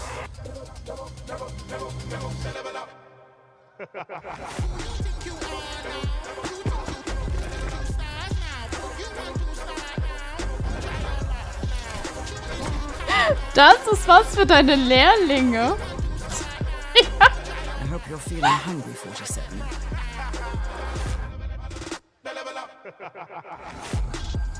Ich weiß nicht. What kind of funky music is this? These internet-ass DJs. Wenn so jemand klingeln würde, ich mach sofort die Tür zu. The Dog Father now coming to Hitman. Next up, the sky is no longer the limit from NC. This is Ion 2, the sequel to Ion, a new PC MMO built around aerial combat on a massive scale. It launches October 5th this year.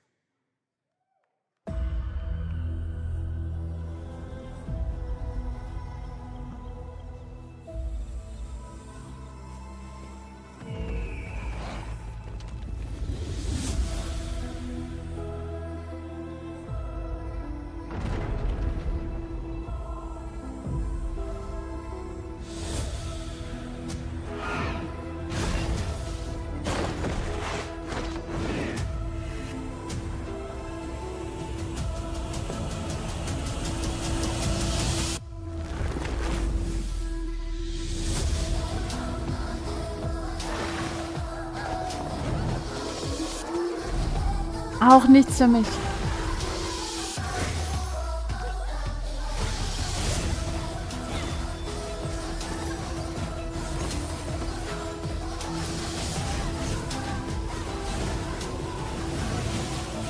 Aber die Tierchen sind niedlich.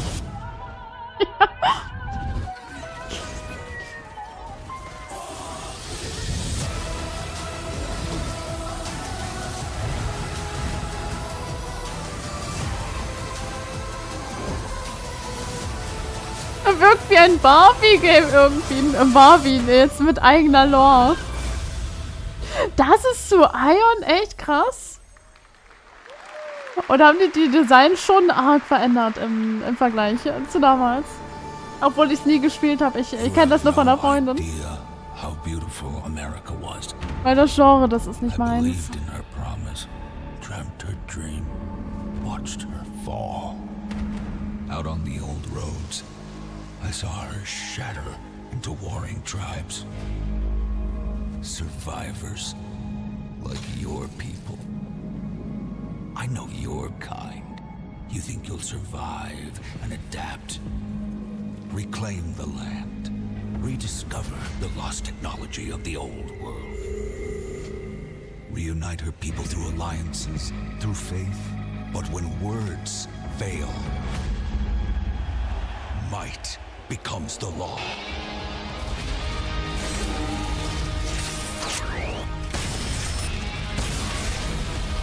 Ancient powers divide this land, and their might is far beyond the likes of you. So, will you kneel as my servant?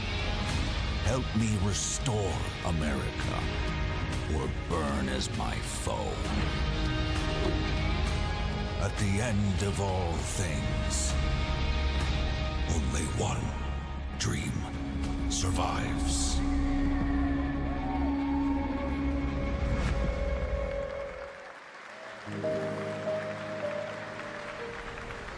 Ja, nicht vorsagen, was kommt. Ja. Oh, das hat aber einen niedlichen Look.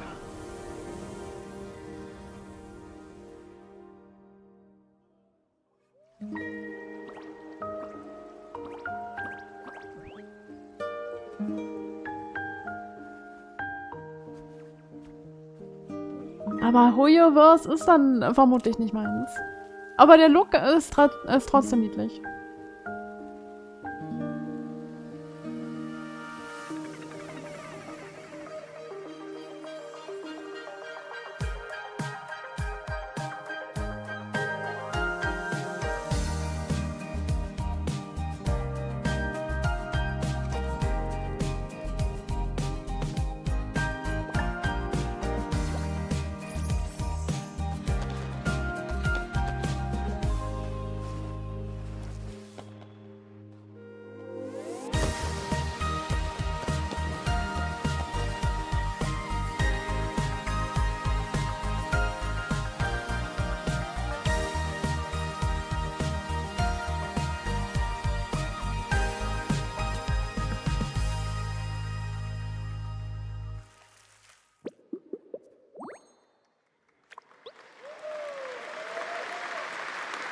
That was Petit Planet, a cozy galactic life simulation game from Hoyoverse. Here, life unfolds at your own pace. Farm the land, cast a line, comb the shores, or whip up a home-cooked meal. Enjoy slow, fulfilling days on your planet, side by side with your beloved fuzzy neighbors. Shucks, you gotta have the fuzzy neighbors, right? Of course. Players can pre-register now on the game's official website. Plus, the final beta test will be coming soon. Awesome. Yes. But now, we are very excited to have a special musical performance at ONL. Earlier this year, Edmund McMillan and Tyler Glale's cat breed simulation game, Mutagenics, got rave reviews for its gameplay and dark comedy style, and yes, its music. Yes. And tonight, we've got the first ever live performance. Please welcome Matthias Bossi, Carla Kilstead, and Jeff Perlman from Ridiculon performing Guillotine. Meine Damen und Herren, während dieser Live-Übertragung kamen keine echten Katzen zu Schaden. Und dann schreibst du das Rabbit-Hole. Say you'll be mine, we'll be divine. My paws were made for you, my claws, I'll see what they can do. This kitty wants her cream. This pussy, oh, she has a little dream. Come, let me play. Don't run away. I'll have my way with you, and when I'm done, you'll say I slay. I'm coming for you tonight. I'm ready. Shut the door, turn out the light. Stop running for a minute. We can finally find infinity. Together we can window this whole affair. So come on, turn around. You're so lost, but you confound me with your endless run around. It's more than I can bear. You run, but in the end, I think you like this little game of hide and seek. But when I find you, you won't even know your name. You run, but you don't mean it. You're afraid I'll be too good. In all the love you've had, you never had it like you should.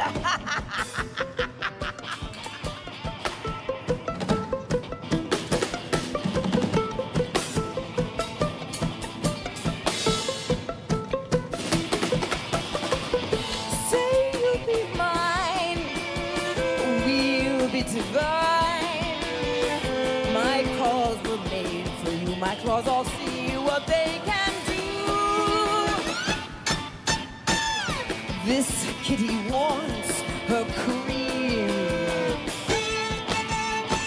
This Irgendwann hätte ich auch gerne Geige. she has a little dream. away. Come, let me play. I have my way with you, and when I'm done, you'll say I slay. I am coming for you tonight. I'm ready. Shut the door, turn out the lights. Lie down upon my table, don't get up. You won't be able. Deep tissue is not the issue, it's the needles I adore. Acupuncture at its best, you'll be defunct. You need a rest. An addict, I assure you, you'll be. Oh, das würde ich tatsächlich sehr gerne lernen. Geil gespielt. Ich finde, das ist ein sehr schönes Instrument.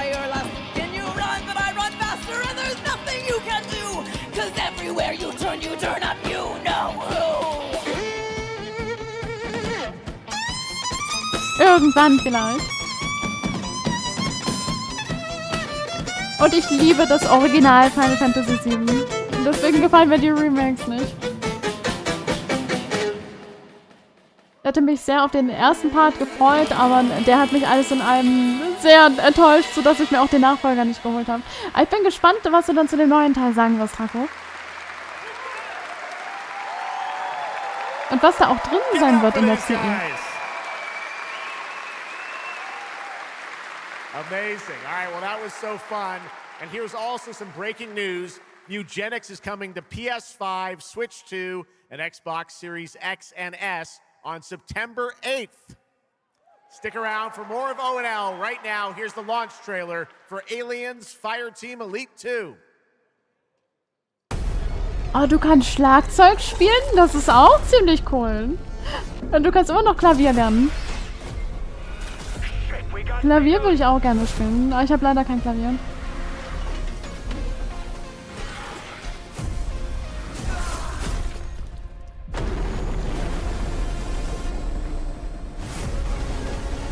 Das heißt, du bist einfach nur ein bisschen eingerostet.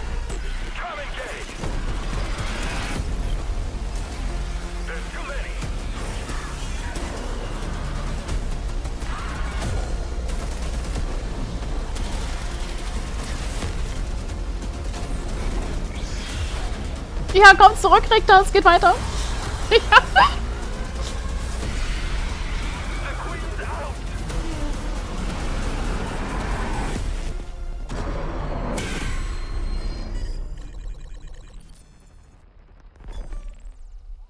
Ah, für Switch 2. I once promised I would tell you everything about your mother. No. This Aber is wenn wir that ein bisschen story. mehr sind. She wanted to protect you from all the evils of this world, even if it meant losing herself. Ich bin so auf den Mix hier gespannt. Startet ja heute in den Early Access. Everything she did. Was ja viele Leute schon abgeschreckt hat. Was to spare you from the nightmare. Ah, das wird mir gefallen.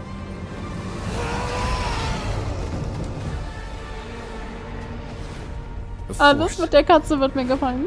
Emanated from her, like nothing I'd seen before. Beautiful. Wird auf jeden Fall auch ein sehr spezielles Game. My greatest ally, and the start of something far worse. Und wahrscheinlich auch sehr viel anders als viele denken.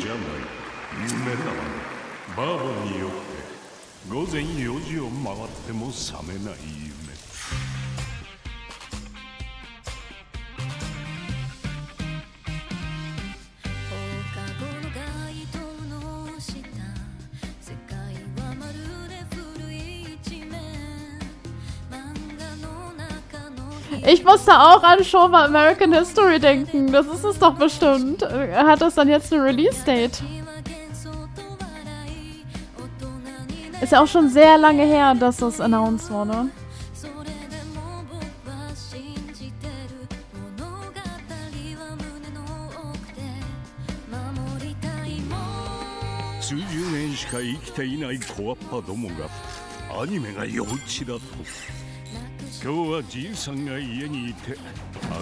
Das wird super abgefahren, das Game.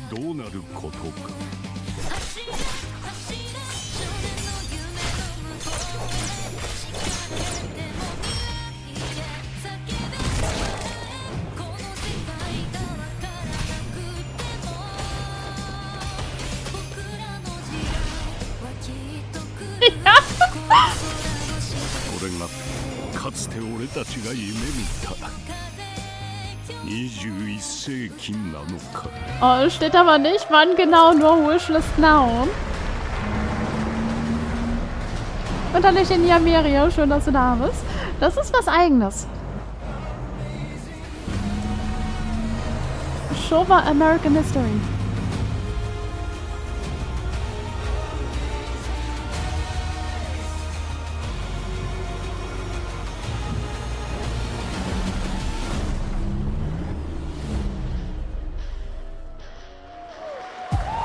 Welcome to the biggest gaming playground in the world, where 500,000 people come together to play, connect, and celebrate across Cologne.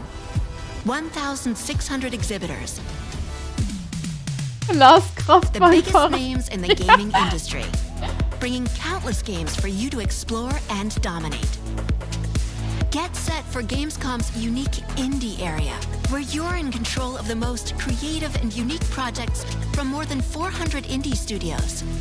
And if that's not enough, don't miss Oh Gott, witzig, in irgendeinem solcher Zusammenschnitte bin ich bestimmt auch zu sehen, als es Type Zero gab auf der Gamescom. So haben die mich auch gefilmt. Or become the hero yourself. Oh Gott. And step into the Gamescom cosplay contest.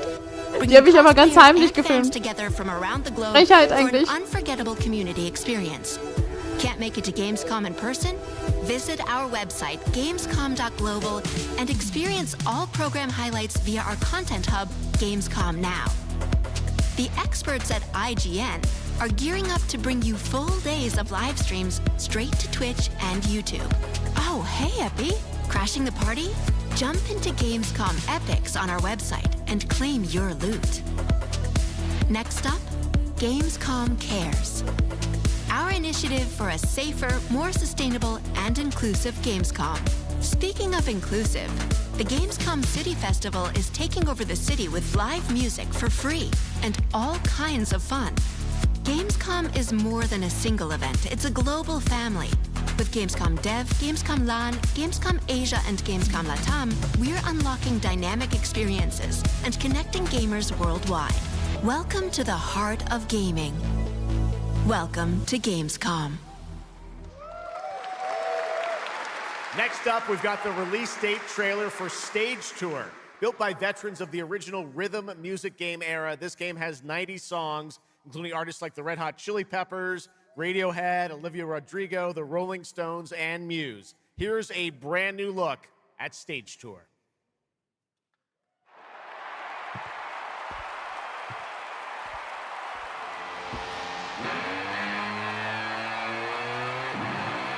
Oh, du hoffst, du wirst morgen nicht sneaky gefilmt?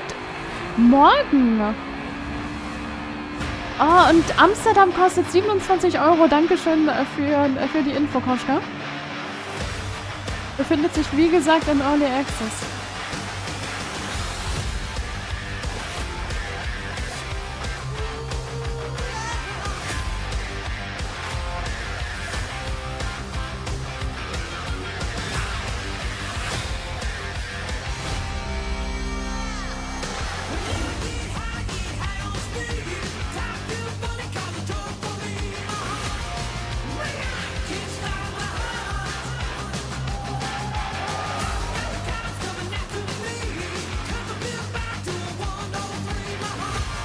Das Emote. Ja, glaube ich auch, dass sich da viele drauf freuen. Habt ihr das schon mal gespielt? Ich noch nie.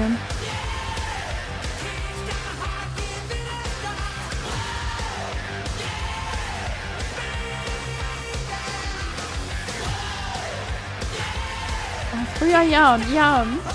Du noch nie, Griechen.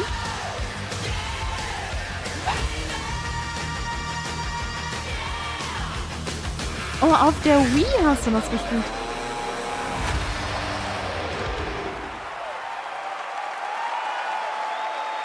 Und die ganze Nacht mit Freunden.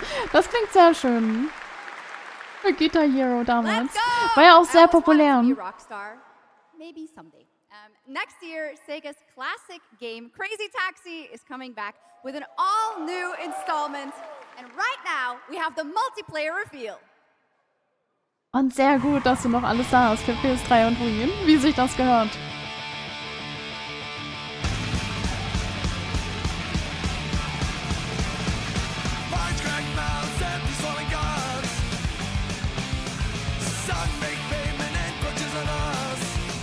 Ja genau, zu Crazy Taxi soll es was Neues geben. Das muss es dann ja sein.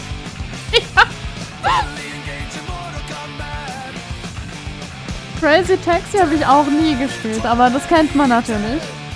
Sehr populär.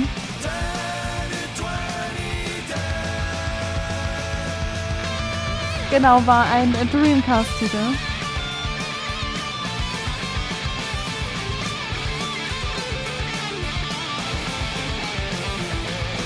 Ich habe noch gar nicht so lange einen Dreamcast. Oh, hast du noch, Richter? Sehr, sehr gut. Niemals hergeben. Schätzt du niemals hergeben? Ah, gibt's aber auch auf PlayStation. Our only hope. The Order of the Turok. Mystical Guardians are. Oh krass, so richtig oldschoolig Turok-mäßig. The war has moved to the Lost Lands, a site of ancient ruins and creeping danger. The Xenia yearns to interessant, wie die den Style rübergebracht haben in der Optik. the means of humanity's destruction. They must be stopped by warriors who will not flinch in the face of the Xenia menace. You are such a warrior. Relentless, fearless. Turok habe ich auch nie gespielt. Kenne ich vor allen Dingen aus den Speedrun-Marathons von Borg. Ja. No stopping, no surrender, no limit to your abilities. Aber ich bin begeistert, wie gut die das Chara-Design in dieser Optik dargestellt haben. Ist das nicht phänomenal?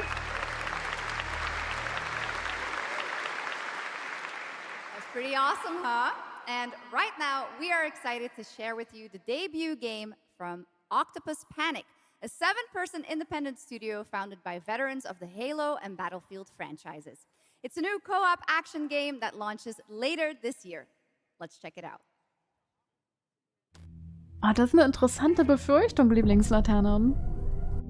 Kommt wirklich sehr, sehr, sehr viel.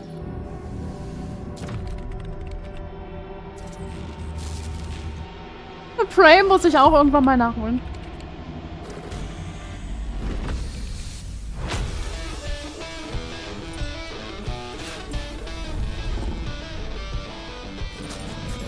All right, Grabhounds, welcome to the other side of the galaxy. Welcome to your first shift. All right, let's get this done. Remember, every resource gets us one step closer to home. Ich habe beide noch nicht gespielt. Von Prey. New research options just opened up. Some might even help.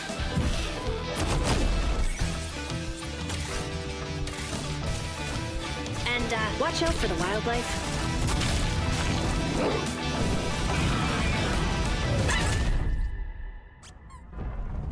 Try not to die. Let's go!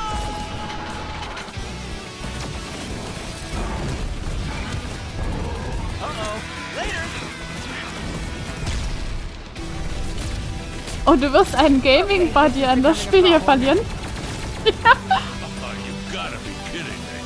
Das ist sehr hundorientiert. Aber nichts für mich. Also nichts für mich.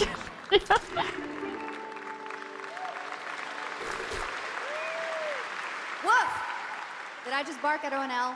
Yes, I did. That looks awesome! And this next title we're about to see comes from a studio known for creating world-class city building and management games. With this one, they're bringing that expertise and passion into an entirely new setting, inviting players to build a city where everything just clicks.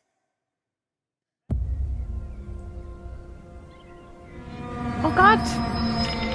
Ah, und Koschka, vielen, vielen Dank für den GamesCom an Borgwart. Und Borgwart, viel Spaß mit den Emotes und dem werbefreien Schauen.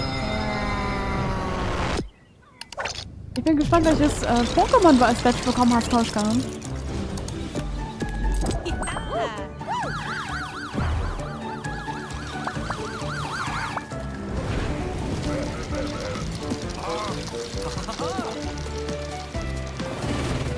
Ne, ich sehe Lego, wird es aber auch Lego-Preisverhältnisse haben. Ja.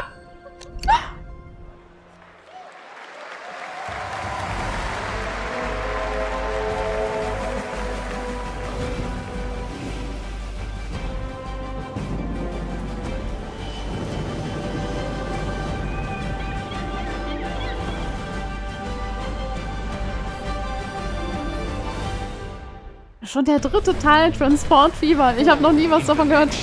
And a brand new line of work into the places no one else touches and into the future of dirty work done right. Ach, das muss noch schlüpfen, der Badge. Is the job. The Oh, extra spannend. crew built to punch into the hottest zones, take on the toughest jobs, and stay longer when the work isn't done.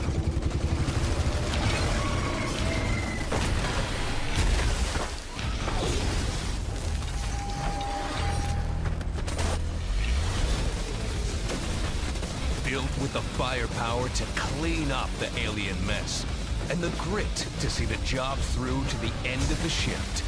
They'll keep the lights on for one more day.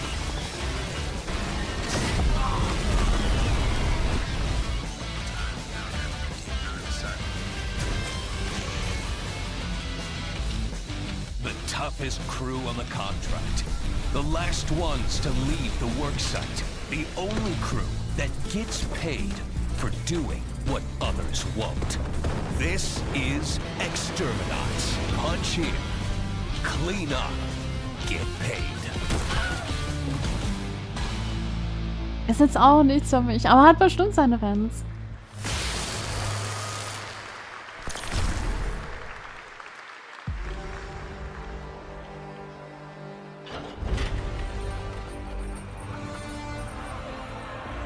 In the arena, glory is witnessed. But in the world, it is taken.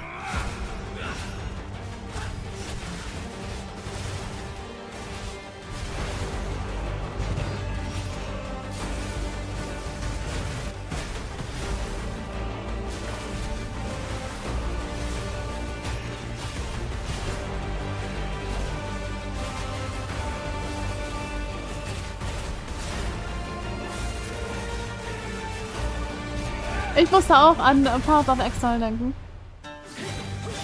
Wegen der Ansicht.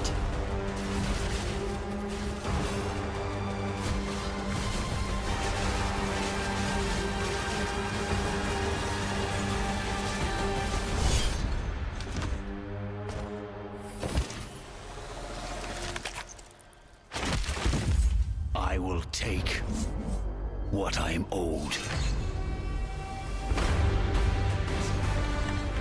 Und ist es tatsächlich.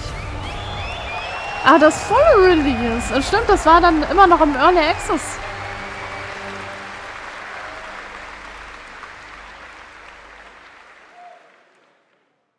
There was some big news for ONL. Path of Exile 2 1.0 is coming on December 11th from Grinding Gear Games. And next, we have some exciting news. The reveal of a classic remake. It's a turn-based strategy game that was first released in 1999. Now beautifully reborn in 3D and faithfully modernized. It is time to journey back to Erathia. Oh my gosh. Command mighty heroes, build spectacular towns, and lead fantastic armies into epic tactical battles once again. Ubisoft presents Heroes of Might and Magic 3 Remake. Und Dino Blade hat mir sehr gut gefallen. The great king of Erathia is dead. And the enemies of the kingdom are scrambling to feed on its remains. Erathia must not fall to its enemies! Oh Gott. Let us repay them 1,000-fold! For Erathia! Automod wollte auch gerade Stonk machen. Ja. Lass es dir schmecken, Maritz.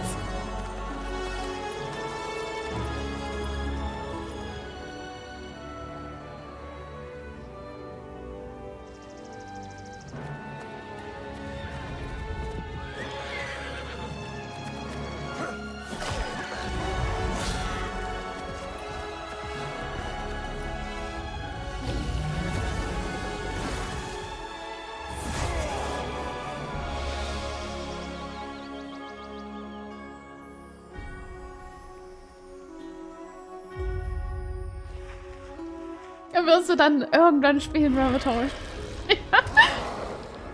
Und ja, ich habe Dino Blade gespielt. Relativ nah am Release. Das VOD, das ist auch schon auf YouTube anwählbar. Heroes will rise. Kingdoms will fall. Erathia cannot escape its fate.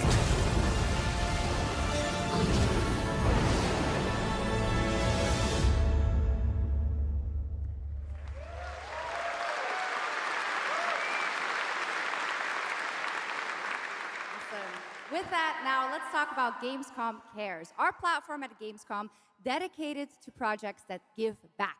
This year, we're putting the following topic in the spotlight: the unique power of the games community to be a force for good and drive real change. Please join me in welcoming a special guest who knows this firsthand, co-owner and business director, Ashley Farkas of Games Done Quick.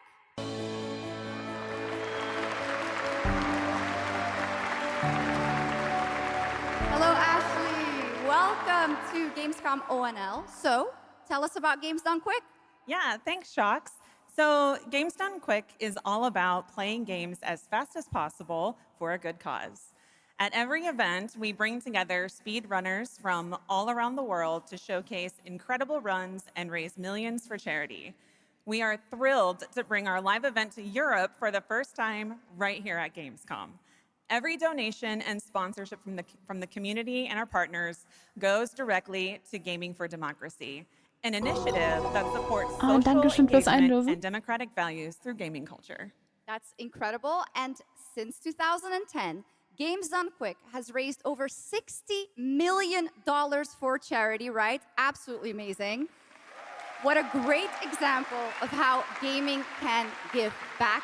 Ashley, why do you think it is that the gaming community has such a special power to be a force for good and drive change? So I think games create a space where people show up as their authentic selves, and they connect with others who share those same passions. That sense of community and shared purpose is the foundation for everything. This empowers the community and helps players advocate for great projects like supporting democratic values, healthcare, and global humanitarian aid. I can't agree with you more, but how can this special power be used even more in the future so that we feel empowered to speak up for what's right? Yeah, we believe that the gaming community should recognize just how powerful it already is. Organizations like the United Nations already do, and as organizers, it's our responsibility to create meaningful opportunities through community fundraising, local events, or creator collaborations. We're always looking for new ways to connect gaming with causes that matter, and our goal is turning our passion into change that lasts beyond the games we play. That's a great point. And of course, I have to ask, are there any more examples right here at Gamescom? Absolutely.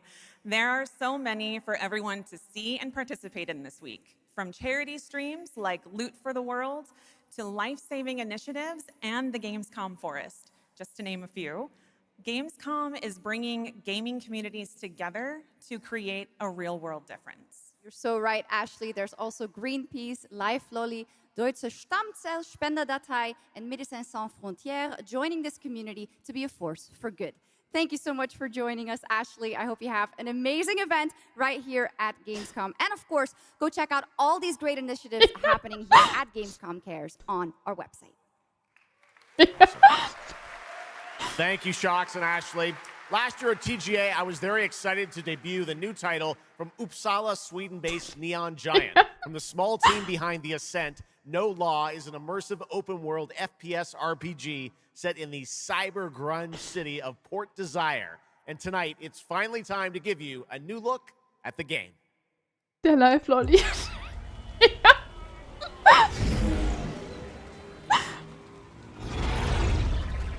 You hear about this Gardner guy going after the mayors? The city won't shut up about it. What have you heard? Nobody sees him go in.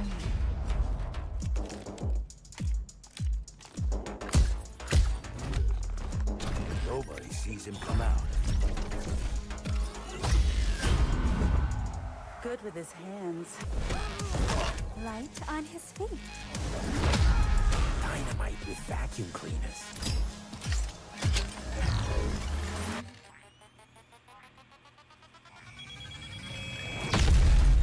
Das hätten die doch merken müssen.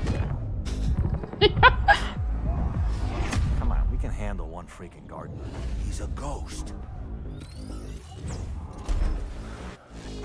Bulldozer. Pacifist. Tactician. Artist.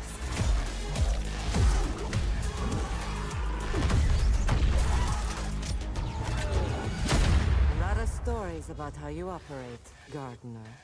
Are they all true? Abgefahren. Pazifist hat mir am besten gefallen.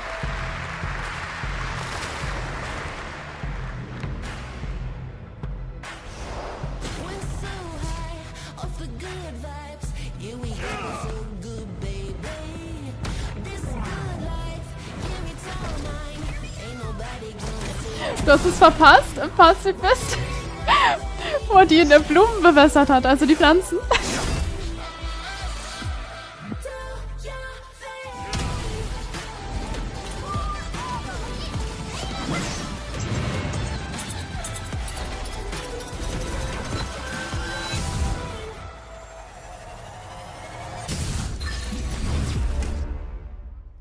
Aber wegen verpasst, Pazifist, nehme ich an. 그날의 공기를 기억한다. 세계의 운명이 뒤바뀐 그날을.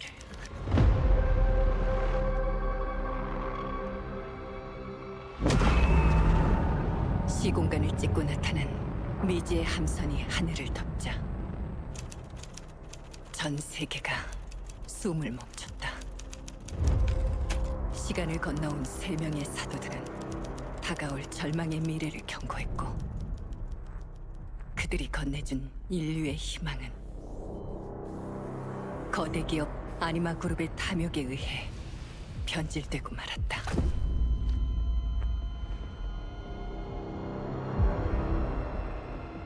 사도의 예언대로 검은 물질과 함께 대항마 bü에르가 강림했다. Oh, das sieht abgefahren aus. 인류의 혈관 속에 Dieses Spaceship hat mir aber auch gut gefallen. 나도 예외일 순 없었다. 전방 좌우 확보 클리어. 내부 상황 확보. 전전 위험 없음. 우리의 미래에 아직 구원이 남아 있을까?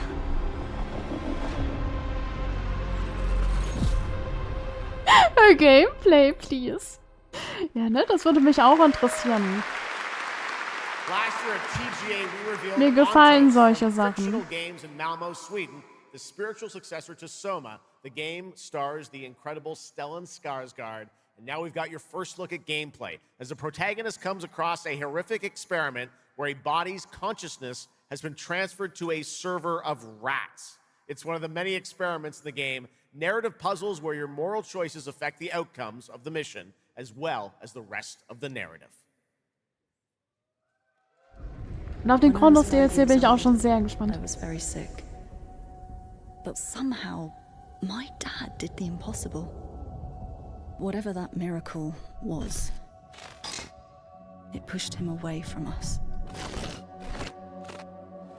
Crumby, do you hear me? Word of caution. Crombie's experiments can be active right now. Delicate stuff. Hey, please! I need to talk to you.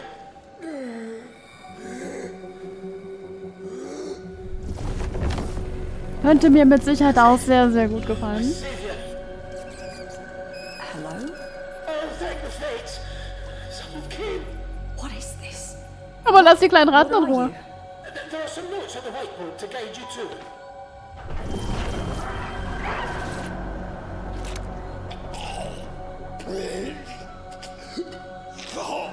Ah, okay.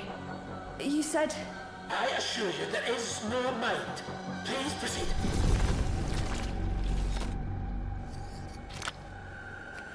No! No! My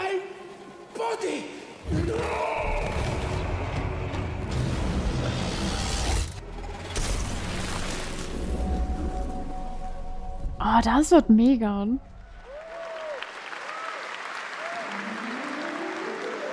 Sehr spannend.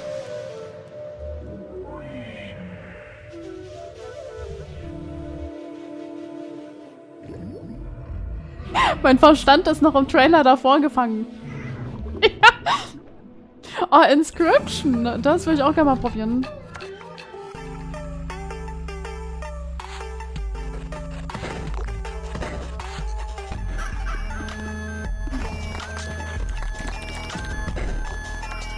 Die Devs, die haben mir auch interessante Ideen. Wirkt auch sehr unique.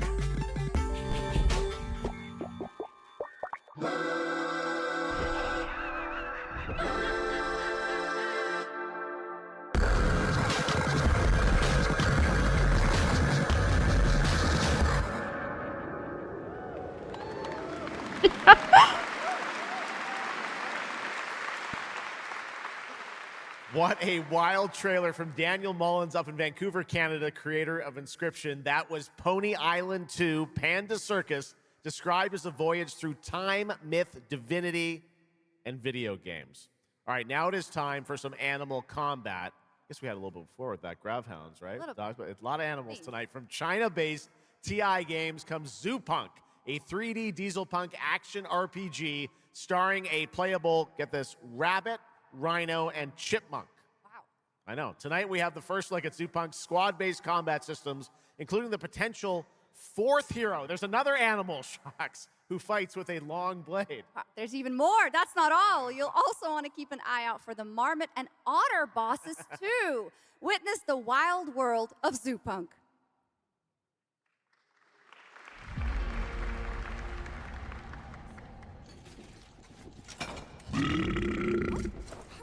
Ready? Let's go save the world. No. I'm gonna smash this rotten world into pieces. Auch abgefahren.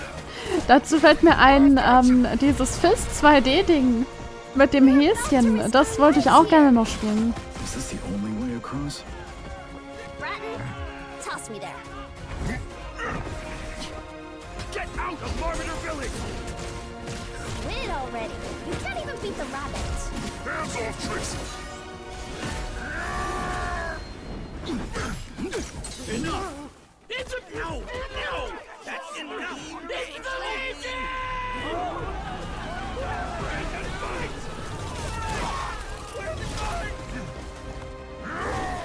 Partisans, stand united! Two arms!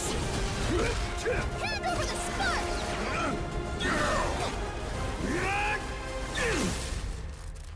Die kleinen Tierchen. Das ist so punk. Come and get me! This, the hope of the world?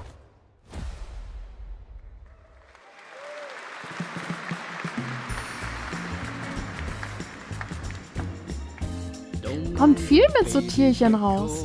Just ignore the peeling pain. This place was full of glamour, but it's faded away. Might be a little fixer-upper, but it's no less quaint. Pull back the paper and you'll hear what these walls have to say.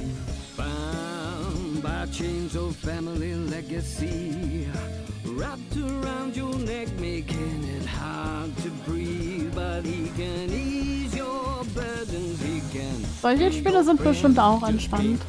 Aber finde ich interessant, dass es mit einer Story dann noch gemixt ist. Und einer Katze!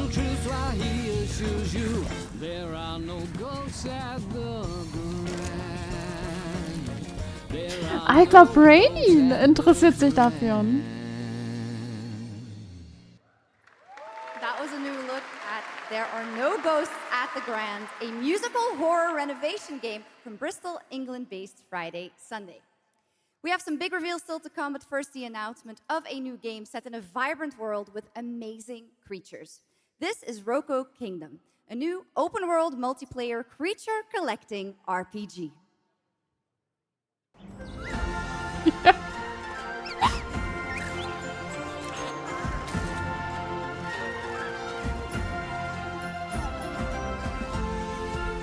Aber was ist eigentlich mit diesen Farming-Palworld-Ablegern?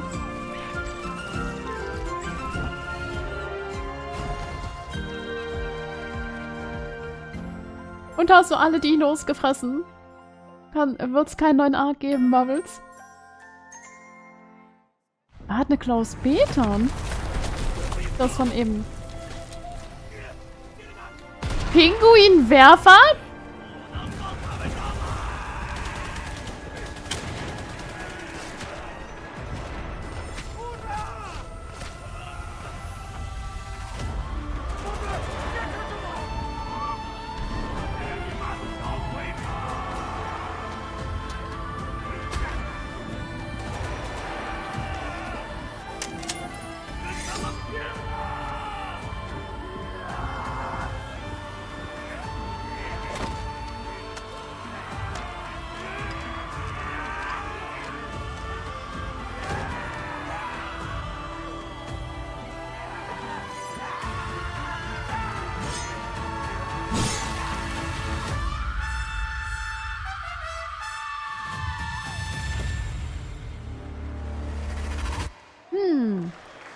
Wenn es einen Fuchs-Flammenwerfer gibt, gibt es auch einen Pinguin-Raketenwerfer, aber hoffentlich ist der Pinguin am Abzug.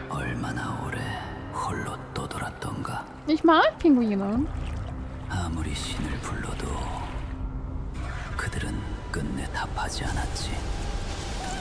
Oh, interessant, wie so ein Tor zur Unterwelt. Wie in PZ4.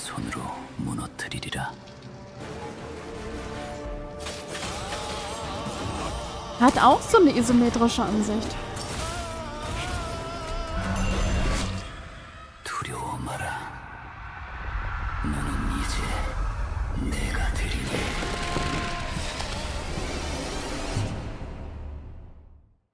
Mhm. Will ich mir auf jeden Fall auch genau anschauen, was es damit auf sich hat.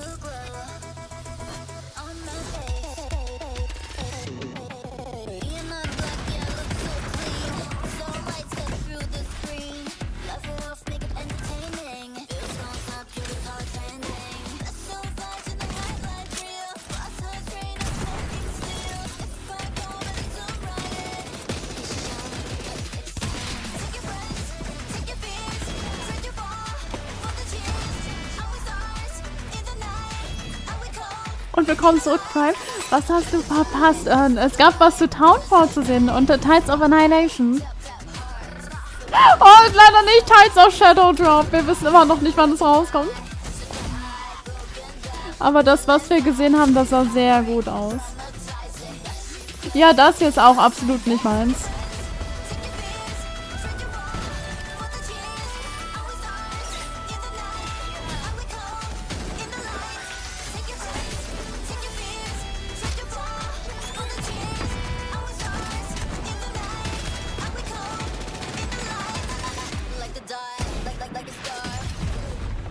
Oh, im Winter war schön die Pinguine durch den Park.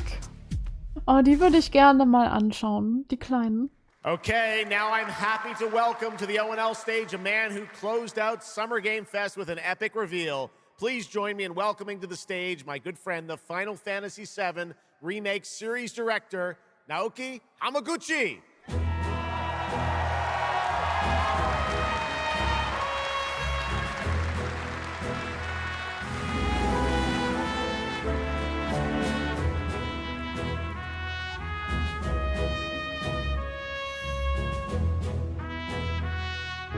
Hello everyone. My name is Naoki Hamaguchi. Ich drück dir die Daumen, Rako. I'm director of Final Fantasy VII Revolution. Thank you. Good friend, mein Coach war das. Great to be back at the GamesCom to give you a glimpse of my team is working on. What will you see in this brand new exclusive trailer so-called Weapons? Massive creature, the Cloud, and his team of legendary heroes will face in the final chapter of their epic journey. Final Fantasy VII Revolution will deliver an unforgettable experience in a world without boundaries, and will be available PlayStation Master, 5, Oh Gott. Nintendo were you 6, watching me Xbox Series from XS, afar? Was and sowas? PC in Spring 2027. Hallöchen, Brainy, und vielen, vielen Dank für den Nice Raid. shot. Ja, nice shot. Thank you so much. for Ja, all thank you your so support much, Brainy. And excitement. Let's move!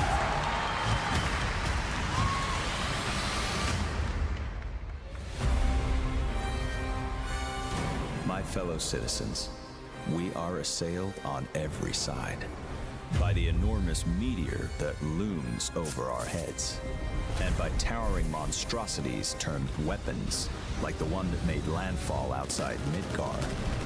But I know that we will rise to every challenge and show heaven and earth that it is we who reign supreme. Und wie gefallen euch die Weapons in dem Design?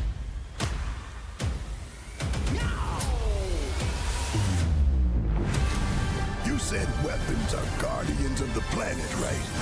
The planet sees us as another threat to her well-being, and rightfully so. You call them planetary warriors, Nee. but I call them weapons of mass destruction.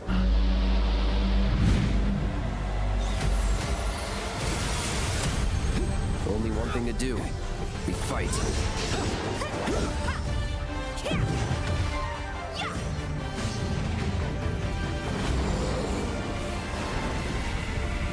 Den Taifun. Schon schön zu sehen, den. In der Optik. Aber ich weiß, es würde mir nicht gefallen. Taking down weapons, hunting materia. Way overdue for a day off. Once we've got a future to fight for, nothing will stop us. Ready? Aim! Fire!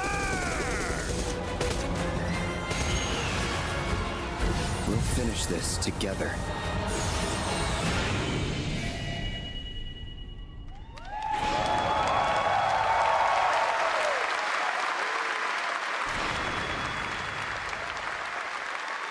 Ja, sehr breit Final gefächert. Fantasy VII Revelation looks truly epic, and we don't have to wait long. The game comes out next spring for all platforms at the same time.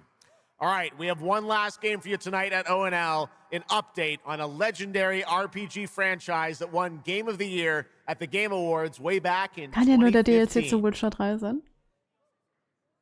Genießt es. Ihr kleinen Witcher-Fans. I see a white wolf striving forward towards a solitary tower. Never chose to be a witcher.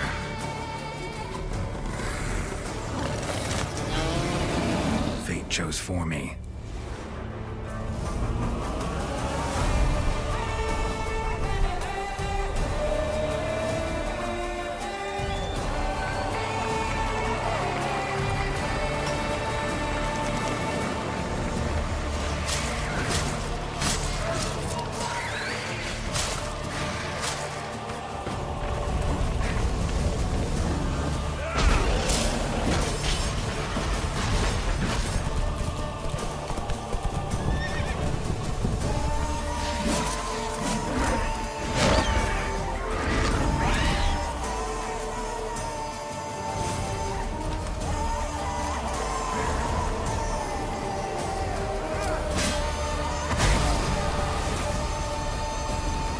Once you're a witcher, you can't just step off the path. Aber freut mich natürlich sehr für die Fans. And there's never an ending that's not also a new beginning.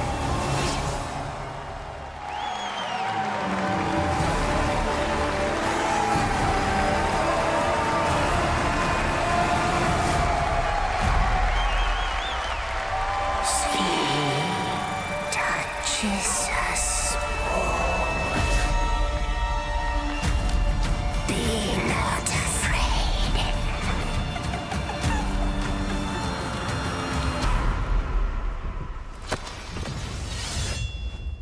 Didn't say I was afraid. Come, sword-bearer, being of beasts. Delve into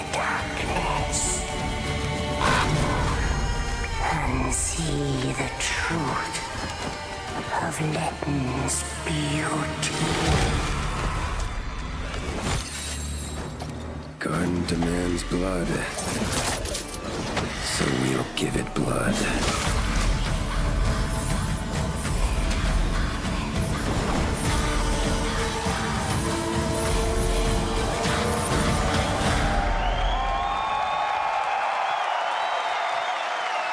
Kann man auf jeden Fall sehr positiv anmerken als Free Upgrade. That's right. How about that? Free upgrade. Free Sehr nice. remaster. All right. Well, now joining us to talk all about the Witcher 3 news. Auch wenn ich es wahrscheinlich nie spielen werde. Design lead from CD Projekt Red. Ja, auch nicht mein Game. Toast. Aber sehr nice für die Fans, dass es free ist. Das ist insane.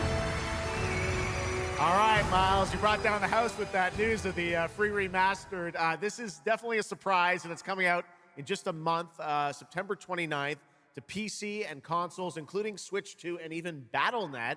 Lots of features in that trailer. Tell us which ones stand out the most to you. Oh, wow. So you can tell that the team definitely poured their hearts into this one, right? And it's a huge privilege for me to stand here and represent them. Thank you for the trust, guys. Secondly, features, right? So my favorite one is the visuals. Yeah. That's new textures, updated rendering, advanced path tracing, foliage, you name it.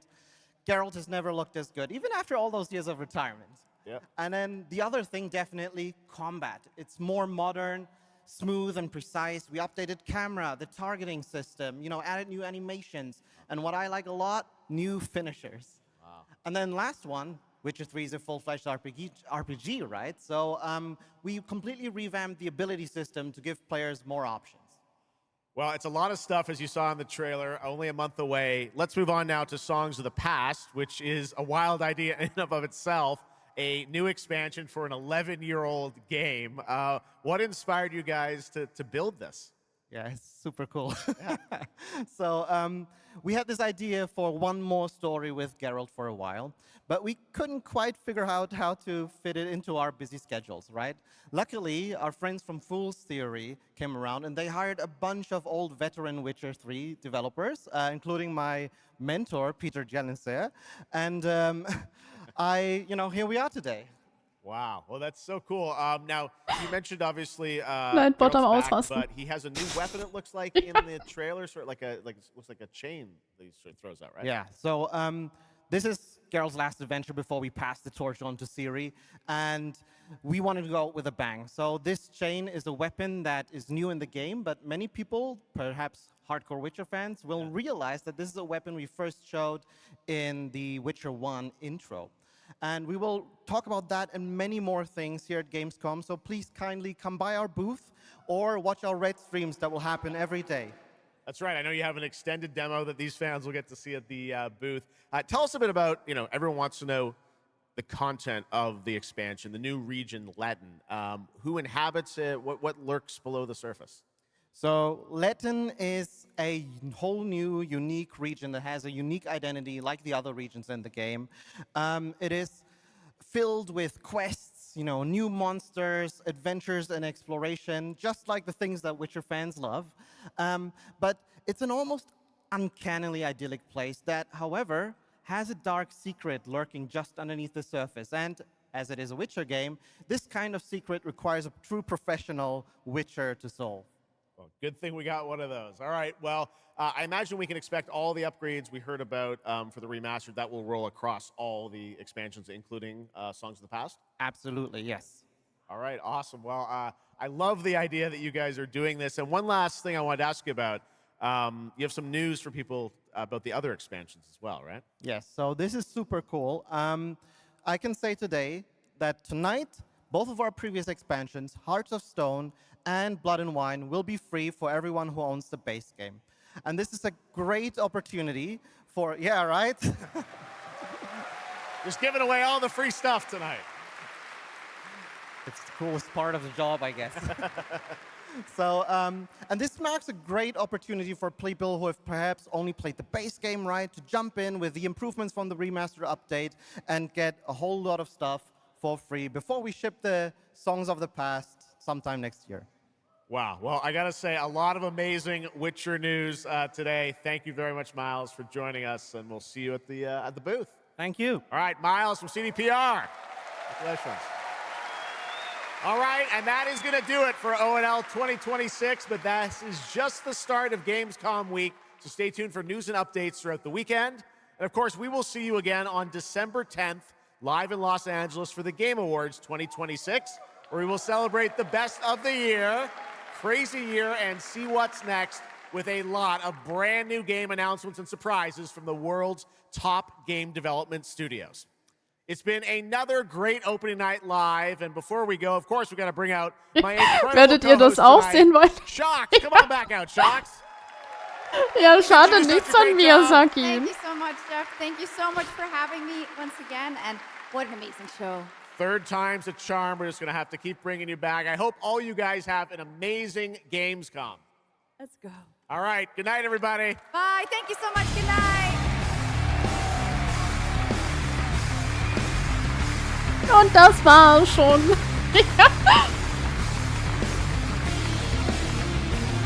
Ja, ich finde auch, das hat Spaß gemacht, zusammenzukommen. Bullseye. Und ich sehe das so ähnlich wie Rick dann. Ist doch gut, dass jetzt nichts Neues so aus dem Nichts aufgetaucht ist, was uns überrascht hat. Stattdessen haben wir ja auch einiges gesehen zu Titeln, auf die wir uns schon freuen. Wie Tides of Annihilation. Und Silent Townfall, was auch bald kommt. Und Onimusha. Ja, war wirklich sehr schön. Hat Spaß gemacht.